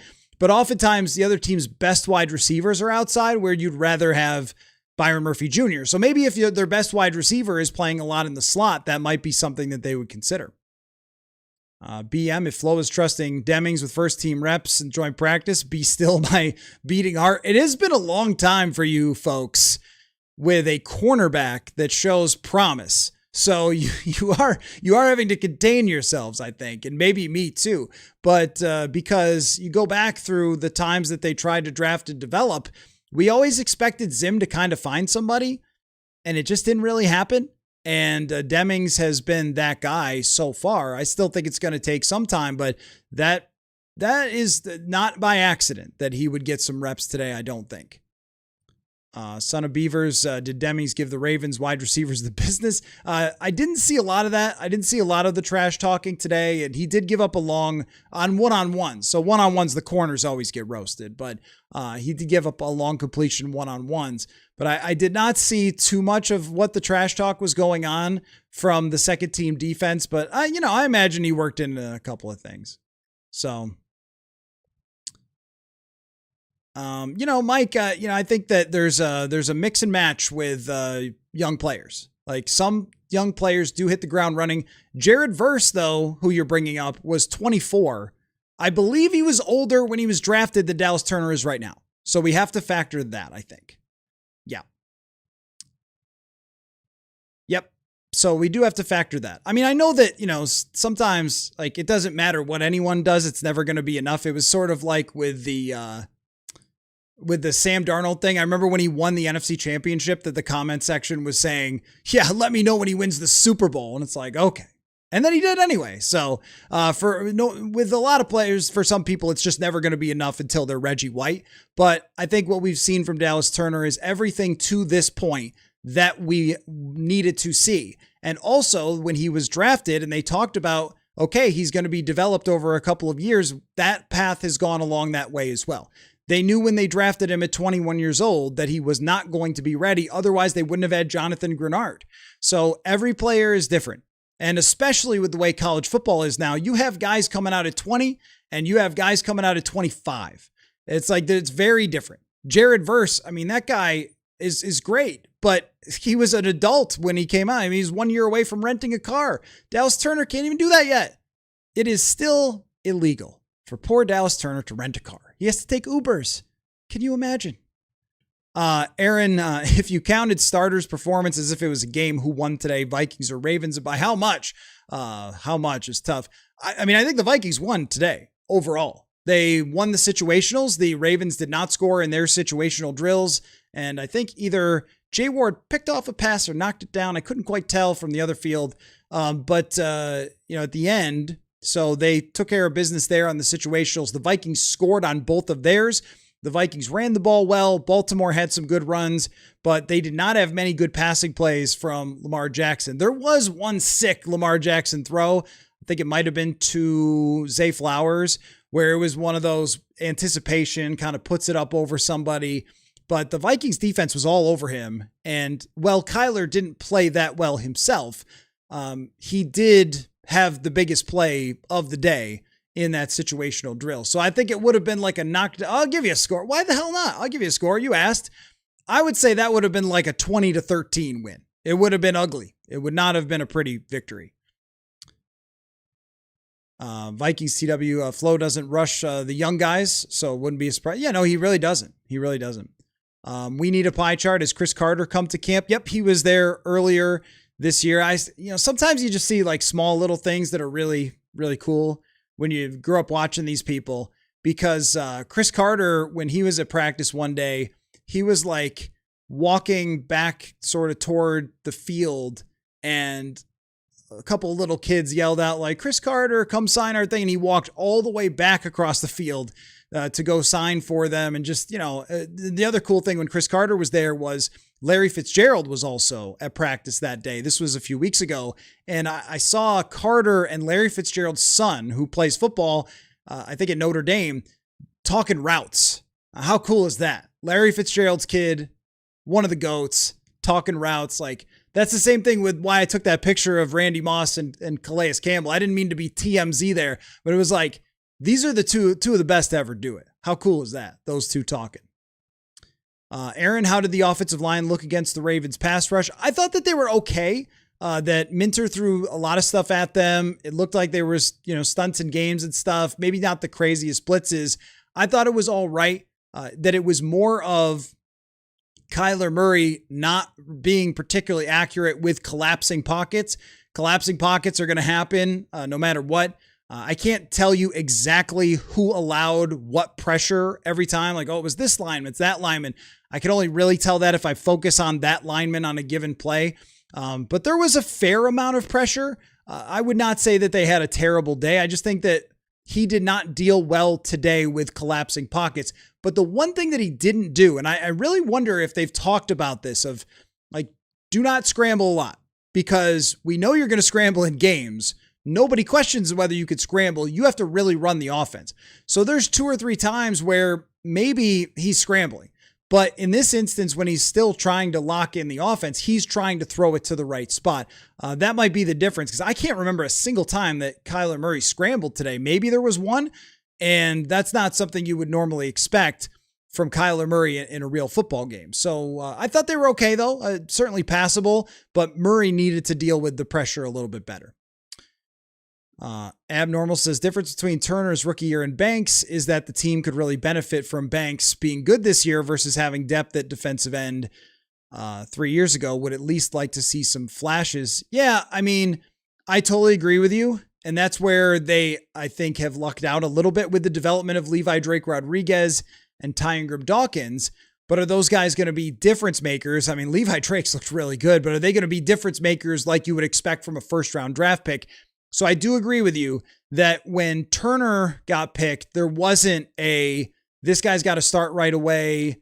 We got to play him, 700 snaps. He was able to just work in and develop and so forth. And I think that's where we've been talking about why we talked about, hey, will they go get somebody else? Will they go get a veteran defensive end? Trade for Vita Vea? Like, that's one of the reasons we've talked about it, is because I don't think he's ready to have a massive contribution right away based on what we've seen so far. So I think Dominique Orange is very close to being able to come in, but not the same type of player. So how Brian Flores manages that on a game-to-game basis will be worth watching pretty closely. But, I agree with what you said, that in part you draft him because you lost 2 defensive tackles, but you also know when you draft him. And that's why they went out and got like Isaiah Loudermilk. They probably maybe could have done more there.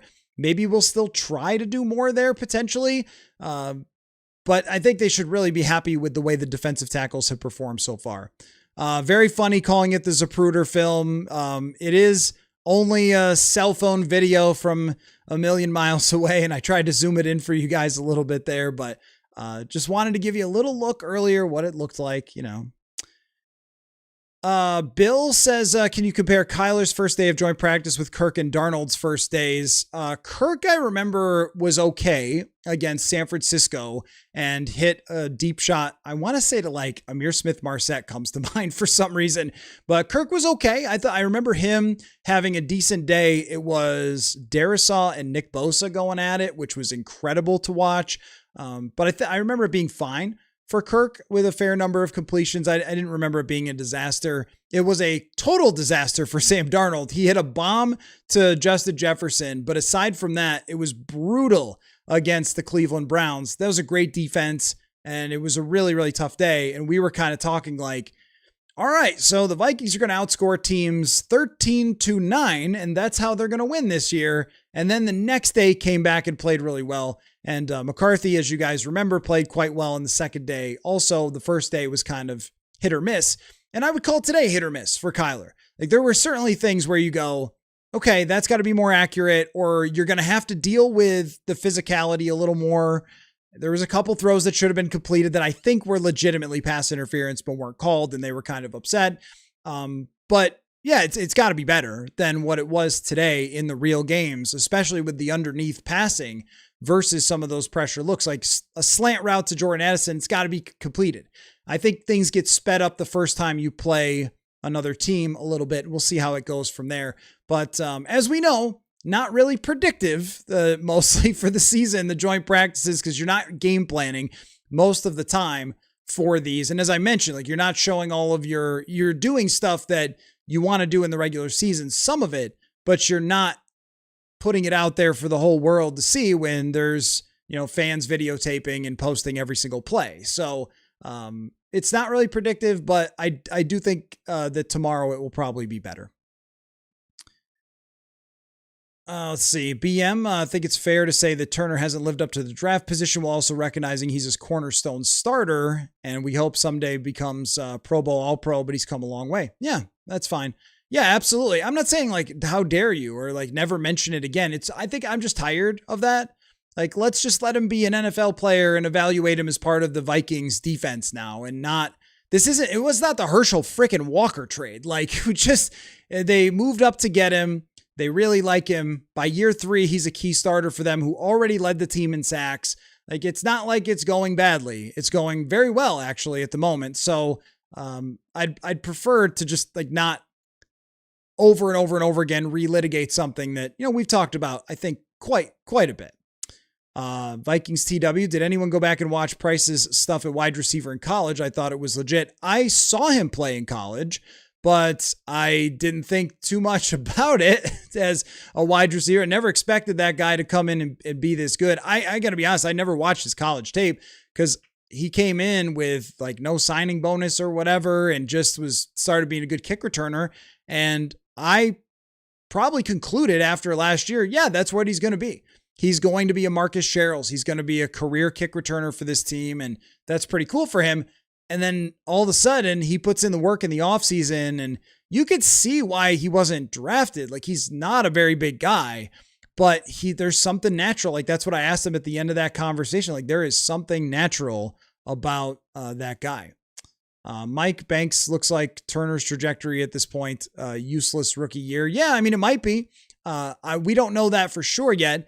But the trajectory, if that's how it goes, then it's going to take more patience. And I think that we knew that when he was drafted, and that's why some draft analysts did not have him as high. Flores has just never been afraid of having to develop a player. He's never been afraid of having to be patient with the player. And part of that is because he's got other players that he's developed over the last couple of years. So patience with Banks is going to be required. But I also think that as he goes forward here, you have to keep in mind, he's just getting to the point of being able to play every rep out there. So it started from a point of being behind and will catch up as they go along. But I do think after what we saw in the preseason that there is certain things that he's going to be able to do. I really think the third down pass rushes is where they could get him out on the field right away and then kind of go from there. You're absolutely right, BM, that receivers always have irrational confidence. You love to hear that. I knew I made a mistake right away when I said, like, where's your confidence right now at playing wide receiver? And I was like, who am I talking to? So that's why I rephrased the question for Myles. Like, okay, how good do you feel about all the work you put in? Because of course he's going to feel super confident. Vikings Wild Wolves, Jake Golday is going to be that guy. Didn't get a great look at him playing only second team today. I don't think he's going to play at the beginning of the season. And this is another thing. Again, like Jake Golday is a second round draft pick, but he's going to be depth for right now. And then they're going to go from there because they aren't, to my knowledge, going to shut down the Vikings organization after this year. I've liked a lot of what I've seen from Golday. I liked a lot of what I've seen from the draft class, which I have not been able to say out loud on a podcast since podcasts were invented. It's been a long time. I'm sure podcasts were invented prior to 2015, but like it's been a long time since we've seen this number of players looking like they're a fit right away during training camp. But Golday, he's going to fit in as a backup for now, and then they have better depth at a lot of these positions than they've had in quite a while. Let me get to a message from our kind sponsors here, and also a reminder of the FanDuel question of the day, which is the Vikings are now 1.5 point favorites for week 1 against the Green Bay Packers. When you hear that Justin Jefferson again connected deep with Kyler Murray, where's your confidence that they could beat the Packers week 1 with Kyler Murray under center? That is your FanDuel question of the day. And folks, some of my best days of 2026 in this training camp have been waking up on my Aurora Lux mattress and getting ready to get out there and cover some practices, because my mattress that I got from Brooklyn Bedding has been incredible, game changer. You notice the energy. Sometimes I'll see people in the chat be like, dude, are you just covering football all day? It's like, well, I've got the energy to do it, my friend, because of my mattress from Brooklyn Bedding. It's made great right here in the USA. This is, you see some ads for different companies and mass-produced kind of mattresses or whatever. This is built here in America with great craftsmanship, solid, it feels intentional, and it's built really just for us. Exactly what we needed when it came to how we sleep and the size of the bed for, how is it going to be a harder mattress? Is it going to be a softer mattress? We went through a lot of different options and we're able to find exactly what we wanted, which is why you need to go over to brooklynbedding.com. And if you don't love what you came up with, then they give you 120 nights to figure that out, where you can either swap it or return the mattress hassle-free. So go to brooklynbedding.com and use my promo code PURPLE at checkout. 30% off there site-wide during their back-to-school sale. That is brooklynbedding.com and the promo code PURPLE. brooklynbedding.com. All right. And let me get back to your comments and questions. BM says shouldn't take Banks a full season to learn to get his pad level lower, but it probably will. Well, I mean, yeah, I don't know how long it's going to take. I mean, that's the thing is like right now, I can only tell you what I'm seeing right now. And I'm sure they have a plan, and I'm sure that they have an idea of how they could possibly use him, but I don't know how long it's going to take. I can take a good guess at using him on third downs to pass rush, because that right there, like Levi Drake Rodriguez, Ty Ingram Dawkins might not be viewed as necessarily the pass rush guys, but on third down, you take your biggest guy who has got some quickness and strength, put him up against an offensive tackle, rush Turner along the outside or swoop him back in, or, rush Eric Wilson at the quarterback and use Banks to move some bodies or to try to win against a guard who's smaller than him. Maybe get a good matchup there. Like that can all work right away. I think if you were talking about, hey man, you got to go play 50 plays and deal with every run play and every pass play, I think that's where Caleb Banks is not ready for it yet. So you're right. Like how long that will take, we're going to have to just find out. Son of Beavers, who is one edge free agent you'd like the Vikings to bring in. Kenny Moore, the cornerback, would get my vote, though I still want to know what Christian Wilkins did to not get signed. Yeah, the Christian Wilkins thing is really odd. And I mean, there have been literally a criminal in Terrion Arnold getting signed by the Seattle Seahawks, or seeming that's going to happen. I don't know if they've made that official yet, but literally someone who is a criminal or accused, I'm sorry, is accused of some very serious criminal behavior, and teams are interested. So, when you're talking about like, what did Christian Wilkins do? There must be, at least from what, some of the rumors have been out there, like some very uncomfortable stuff in the locker room, which you really can't have. But as far as who they could bring in for the edge group, it's kind of the same guys we've talked about a lot.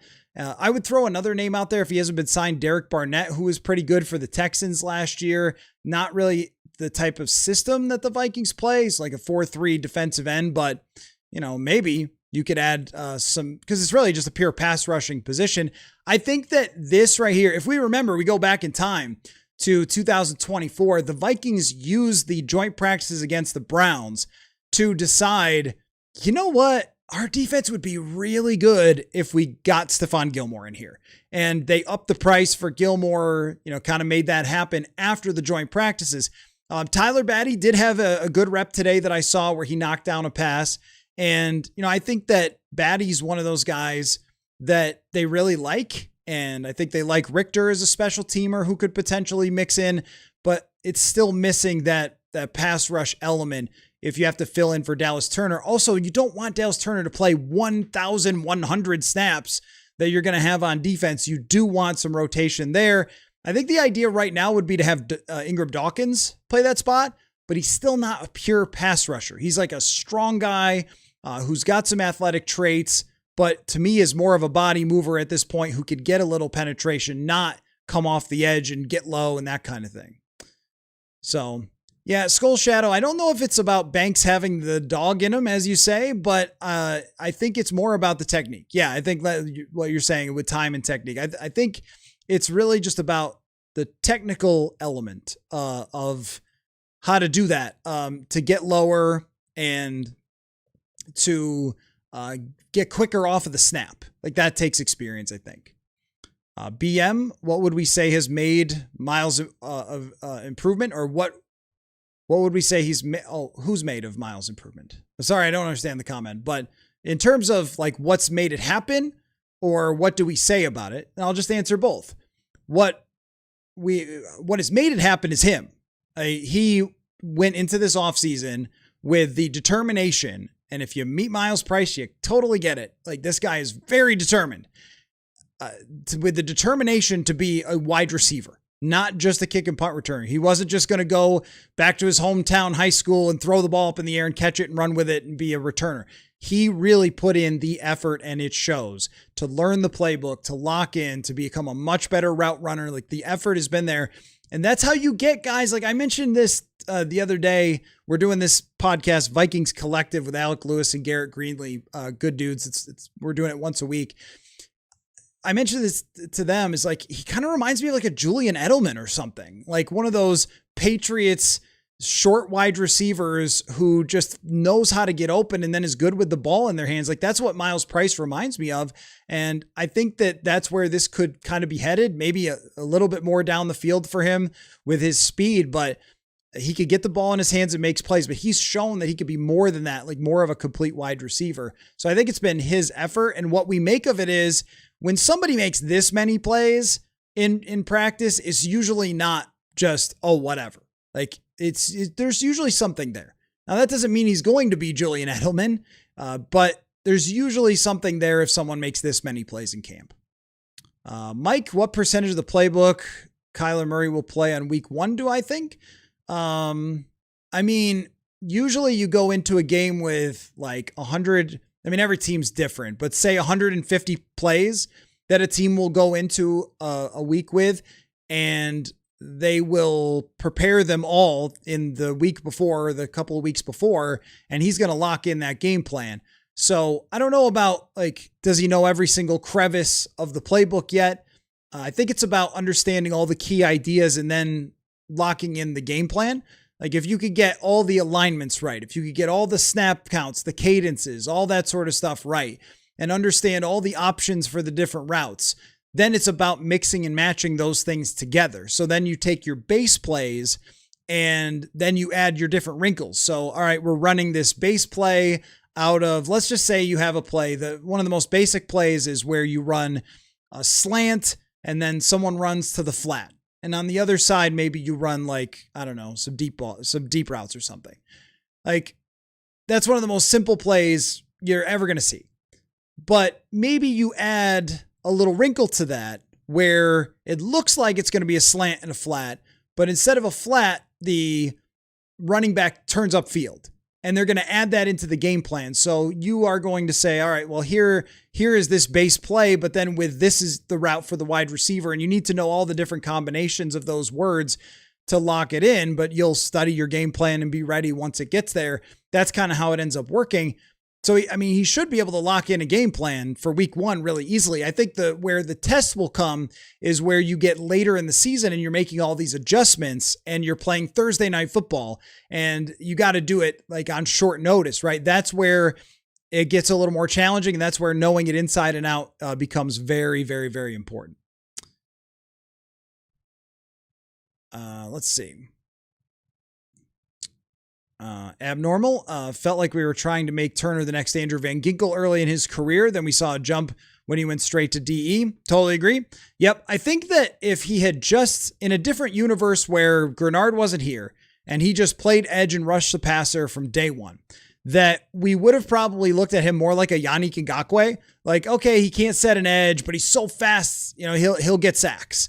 And he would have probably had, 7 or 8 sacks in his first year with the way that Flores draws things up. But Grenard played every snap and was healthy for the entire season. And I do agree that it sounded like they saw his mobility and they saw his agility and his ability to catch the ball. And they were like, oh yeah. And he is a smart guy. And they were like, Van Ginkel. But Van Ginkel's been in the league a long time. So that's a hard thing to do when you've never really done it before. Rushing the passer, that is his calling. Yep, that's his calling. Arlen, with the unfortunate injury to Jamal Adams, what have you seen from the safety rotation? So the way it was today was Theo Jackson, Josh Metellus, Jay Ward playing big nickel. So just Metellus and Theo Jackson. And the second unit was Jay Ward playing back and Jacob Thomas. That's where they were. And Jacoby Thomas is still out as well. If we're making a 53, which I will after, maybe that'll be Friday night. I don't know. Let's do that. Well, maybe. No, they got a preseason game Saturday. Yeah, we might as well. Maybe. We'll see. There will be a 53. Maybe after the preseason game on Monday. I don't know. One of these days, there will be a 53. I'm going to have Jacob Thomas on it just because he's the one that's gotten so much work and has looked really comfortable doing it. But that's where we're at right now. They just do not have a lot of guys out there to be able to actually play. They need Jacoby Thomas to get back. He's been working on the side, and they haven't gone out to get any veteran, which I think says that they are at least reasonably pleased with Jacob Thomas and his progress. I think he's been very good. Jim says the caution light's still on for me. We have the opportunity to be on paper a much improved team. Yeah, I mean, I think so too. I mean, I have them as being 2 wins better than they were last year. I think that that's fair considering that they were a team that finished with a winning record last season. You could really call them a 500 team because that last game was nonsense. Clayton Tune was starting it. So they were a 500 team last year with some of the worst quarterback play you're ever going to see. Even if it was today where they hit a couple of explosives and then sputtered at times with the defense, if it keeps playing like this, then like that's where you could win some of these games. And I think Kyler Murray, if Kyler Murray has a game where he's a little off or the other team is playing well and he throws for 170 yards, he could win the game. In Arizona, that wasn't happening even when he played well. I had that crazy stat that Arizona was far and away the worst team in the NFL when they had passer rating of 90 or above, and Kevin O'Connell's teams are 31-9 when that happened.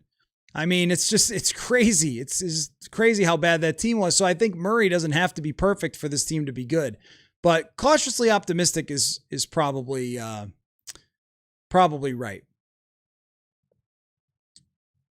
Dylan says this has to be the physically biggest the line has been in a long time. Oh, yeah, definitely. I mean, with Will Fries and Blake Brandel in the middle, it is a little hard for Kyler Murray. I think with those guys in there, they don't exactly have a 6'2" center that he can look over. But yeah, I mean, from a physical talent perspective, you have a guy who makes $18 million a year. You have a second-round draft pick who's one of the best athletes at tackle. You have a first-round draft pick who's one of the best athletes at tackle, and a first-round guard. You should be pretty darn physical and athletic. Definitely. Rob, Brandel, and Darisaw talking about JJ in their interviews and weren't talking about a quarterback. Oh, yeah, that happens sometimes. Yeah, that still happens sometimes. Forrest, since the end, there are times where people call Justin Jefferson JJ and I just get thrown off. Forrest, since the end of the Spielman era, I feel like nobody has converted more 6 to 8 inch tackles to guard Udo, Cleveland, Brandel. There's like 8 of them. Can we just get interior guys who could play? Well, that's Donovan Jackson and Will Fries. I mean, Fries may have been a tackle in college, but it happens a lot just in general where college tackles, because if you take Blake Brandel, if you play for Oregon State, like this is not unique to the Vikings. If you play for Oregon State and you're a tackle, what are the chances that you're really going to be a tackle? Like you're talented enough to be in the NFL, but probably not, right? Like the athletic traits of an offensive tackle. This is why I always say you have to get them in the first or second round because you just can't find them anywhere else because no one has the athletic traits to play against Myles Garrett. But yeah, you're right about that. And I'm always surprised that they never tried Ezra Cleveland at tackle. Has become a decent guard. Big Bear says going to be a huge mistake not drafting Dylan Thieneman in round 1 and a center. Center would have been hard to do because they would have had to do it in the second, I think. Thieneman, though, I don't know about that. We'll see. I think that the free safety is probably the easiest to replace position in the NFL, and that's why I didn't like the idea of spending a first-round pick on it. And I also think that if Thieneman plays 1,000 snaps and Caleb Banks plays 300, that a lot of people will say, what the hell were you doing? And we'll see where that's at by year 3. Because that's the hard part about it when they're clearly developing a player is that it's just you're asking people to be a little bit more patient. Joe, how are Donovan Jackson and Will Fries doing? Jackson, I need to focus on a little more. The left side of the line has been successful running the ball, though. I've noticed that a lot. Fries, I think, looks a lot better. I mean, last year, he was just getting back in at this time, just taking reps at this time. And now he is in better shape. His confidence is clearly up. And he played 17 games, but he had to fight through it. And I talked to him early in camp, one of the first days of camp, and he told me, dude, it was not fine. My leg was not okay last year at any point, really. And you could see what better shape he is in now. So I think he's been pretty impressive. Oh, you were there at practice? Yeah. I mean, I'm in the, there's a tent that we're in that's in between the two fields. And, kind of there's just a group of us, but it's chaos, man. These joint practices are complete chaos. You got Randy Moss over here. You got national reporters everywhere, alums everywhere, all sorts of fans. I mean, it's crazy, but a lot of people want to come out and see it. you know. Vike Duck says, keep hearing positive talk about Jay Ward, but how has Josh Metellus looked taking over for Hitman? Nervous Metellus isn't as valuable not playing his rover position. Yeah, I would say that's a legitimate concern. That's why I kind of brought up some of the stats earlier. I think that they have given up a fair number of deep plays from, when Metellus is involved so far this year in practice to possibly the best wide receiver in the NFL. Today, I didn't see too many issues of throwing down the field. I think tomorrow we're going to see a little more Lamar figuring that out after they sent a bunch of blitzes. It's something that we're just not going to really know until it happens. I think that he has all the intelligence in the world and all the instincts in the world to be able to make up for some of the pure speed that is not there in the same way it is for some other safeties. But will that mean that he's going to be Harrison Smith? I mean, that's where we're going to have to readjust a little bit. It's not going to be Harrison Smith. I think that's one of the best players ever. And you guys have just had him at that position for 14 years or something. It's going to be an adjustment when you see that safety position faltering sometimes. But I think that Metellus can make up for a lot of those things. And I think they will, move him up into the box. I do wonder if Jay Ward, if there's some little mixing and matching with him with the second team. I mean, he has to now because there's injuries, but I do wonder if that would be the switch. Like, you can always push that button that they want Ward to be ready, but you could always say, all right, let's flip that around and have Jay Ward play on the deeper side. But I think it's a high intelligence position. So you want Metellus in that spot, but it's a question. No doubt about it. Dylan, who's the leading guy for tight end 3, I would have Gavin Bartholomew right now over Ben Jurasik.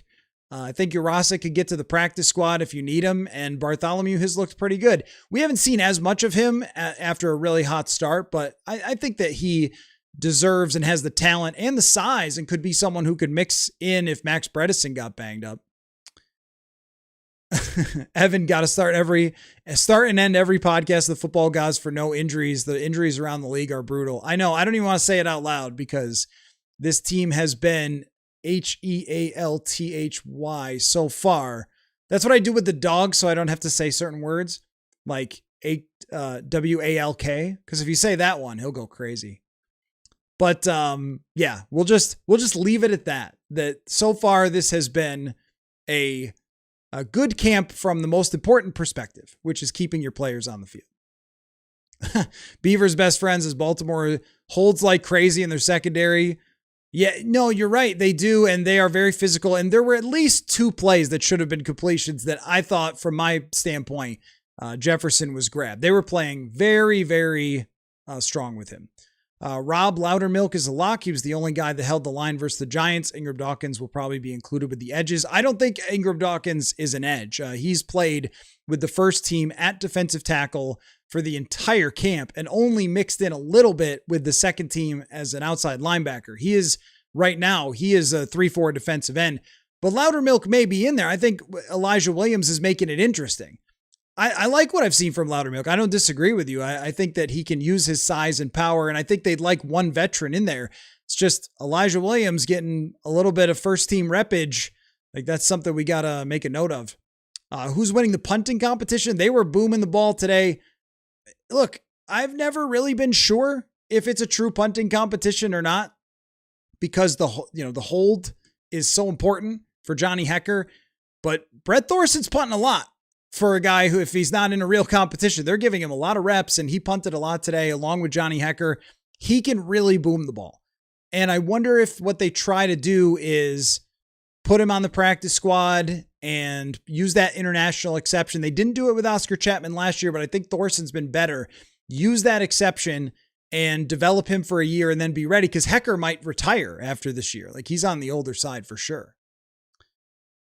Steven, Elijah Williams making a strong case for Mr. Mankato. I think that because he played in real games last year, he's not eligible for Mr. Mankato. I think he was last year. No, was it Myles Price or Elijah Williams last year? I think both of them were deserving. I don't remember who the official ruling came down to, but I probably would have picked Myles Price, but Elijah Williams was, what a story, though, a tryout guy who made the team and actually got into games. Demings, I wouldn't say that Demings has been quiet, but they just haven't practiced as much, and he didn't get an opportunity to make a play in the preseason game. thank you very much, Evan. I'm glad you enjoyed. If you guys missed the conversation with Tyler Dunn, a lot of you had questions about some of his reporting. I asked him everything about it, and he explained a lot about, JJ McCarthy and some of the stuff from last year, and then like Kyler Murray and his background and Arizona Cardinals and stuff like that. If you guys missed that one, go check it out. And hey, don't say who cares about the punters, man. It's going to matter. It matters. Bumbaclat, if the punter race is close, why not go with the young, promising Australian? Because you got to hold it for Will Reichert. There's nobody more important than Will Reichert on that special teams unit. But the punter is important. Don't say who cares about the punters. Look last year. Look what happened last year. What happened last year was Ryan Wright. I mean, I'm not going to say won them some games, but he helped keep them in them. He helped keep them in some games because he was so good at punting it when they were at like the 40-yard line. Rob, Vikings rolling the dice on Brandel and Juergens to get them through Oregon's Lapani, Lapani Lealatu at 32 in 2027. You're on to the 2027 draft, Rob? Holy cow. Holy goodness. That's impressive. That's next level, man. That's next level. But I do think, they're going to have to figure out if Brandel could be the future center or not for the next couple of years. Ideally, you'd look for a free agent, or ideally, you'd look for someone in the draft next year. Lucas says Williams wouldn't make it to the practice squad. The Bears would scoop him up. I mean, could be. Yeah, I think he's a little bit tougher to get to the practice squad because he's been so good in the preseason games. People do notice that stuff. So I agree with that. Evan says, how could KOC do more X's and O's during joint practices when there are fans in the stands? I think what that tells you is just how little there are of actual plays being run in the preseason. There's nothing. I mean, they're doing stuff where we want to do this, that's part of our real plays in the season. But they're not doing it the way they're going to game plan against the Green Bay Packers. So they're running some of their real blitzes, but they're not likely to be running all the blitzes they're going to do against Packers. But you have to do some stuff, right? Like you can't just never practice anything. Like you have to practice some stuff, even if you know that the Bears or the Packers are going to be taking a look at what they can see from the fan videos. And that's why they ask the fans not to take the videos, but that's never going to happen because they're going to get a lot of engagement on it. So I think it's a balance for the team. Where we'll really see is when the fans are gone next week, where that's when they're going to turn over the leaf, I think, to start game planning. But it's always been this way for a lot of teams, a lot of fan videos, and the National Football League carries on. With Mike Zimmer, he let anybody and everybody, including the media, take whatever videos we wanted or anybody else. The Packers never said, thank goodness we saw Mike Zimmer's videos. So I don't know. It's probably a little overstated, maybe, the actual impact of it. Jeremy, you're right about, consistently hitting on draft picks and, because it does take time, right? You miss on one or two draft classes in a row, it sets you way back. You can't really control it with the randomness of whether the picks work out, but you can control it with how many draft picks you have. I mean, now when we look at the actual rate of success, if we say Levi Drake's a starter, Tyngrim Dawkins is a starter, like we don't know how they're going to play, but like, even if we just do it by who's a starter, well, okay, you did well there. You did well there. Addison, Turner. Okay. The rate isn't even that bad, but you just didn't have any picks. You kept giving them away. That's what I don't think Nolan Teasley is going to do. Axton, you're right. I have seen how many centers have gotten hurt, including Danny Pinter today for the Ravens. It's so hard to find good centers. And then they do get hurt a lot too. Abnormal says there's definitely something to take away from these joint practices, but I recall McCarthy lighting up the Pats, so I'll continue to hold my final judgment. Yeah, totally agree. I mean, I don't think that anyone would ever say, yes, 2 practices in the middle of summer versus another team will just give you the answers to the test. Who would have known that McCarthy would have gotten hurt in week 2 and been out for 5 straight weeks, right? Like things might have been different if that didn't happen because he was getting into a rhythm and he did have confidence coming off of week 1. And then, life kind of happened and it's a bad game, but they played Cincinnati the next week. He wasn't able to play them. Pittsburgh did not have a special defense. He wasn't able to play them, right? Like things happened there that might have changed how the outcome went from him building on that very good joint practice. But you also can't overvalue these things. It's just like when somebody plays really super good, Drew Aller or, Carson Beck in the preseason, and everyone wants to say, oh, I saw the absurdity of Chase Daniel saying, yeah, I guess we owe some Ty Simpson haters some Ty Simpson haters owe an apology. Like, for freaking what?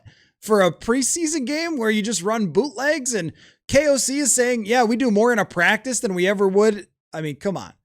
So, but you got to take it for what it is. There's a lot to be taken away. There's a lot to be gleaned. It's interesting. It's the middle of summer and we're all waiting for football, and we can get a lot of stuff from these joint practices, but we don't get all the answers. We do not get all the answers. We need a pie chart. Do national media guys ask your take on the team and give you a chance to influence their takes? Yes, sometimes. Yeah. Yep. That happens sometimes. Depends on who it is.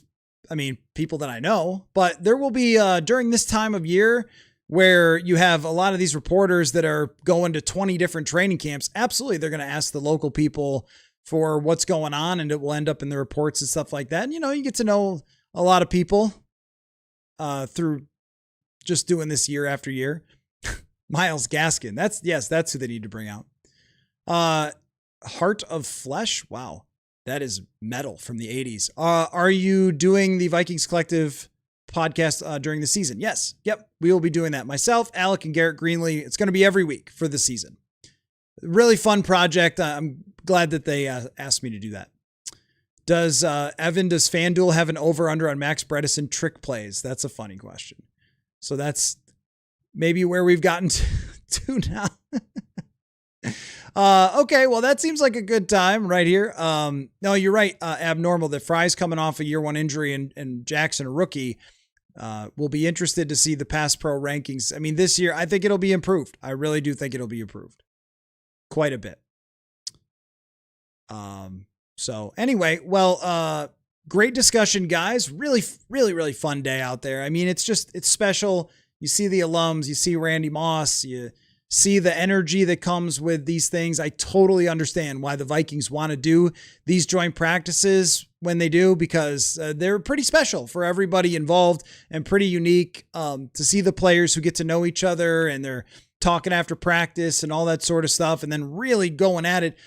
This is always the peak of the offseason. So what's going to happen tomorrow is, after practice, Dane Mizutani and I are going to record our reactions out at TCO Performance Center.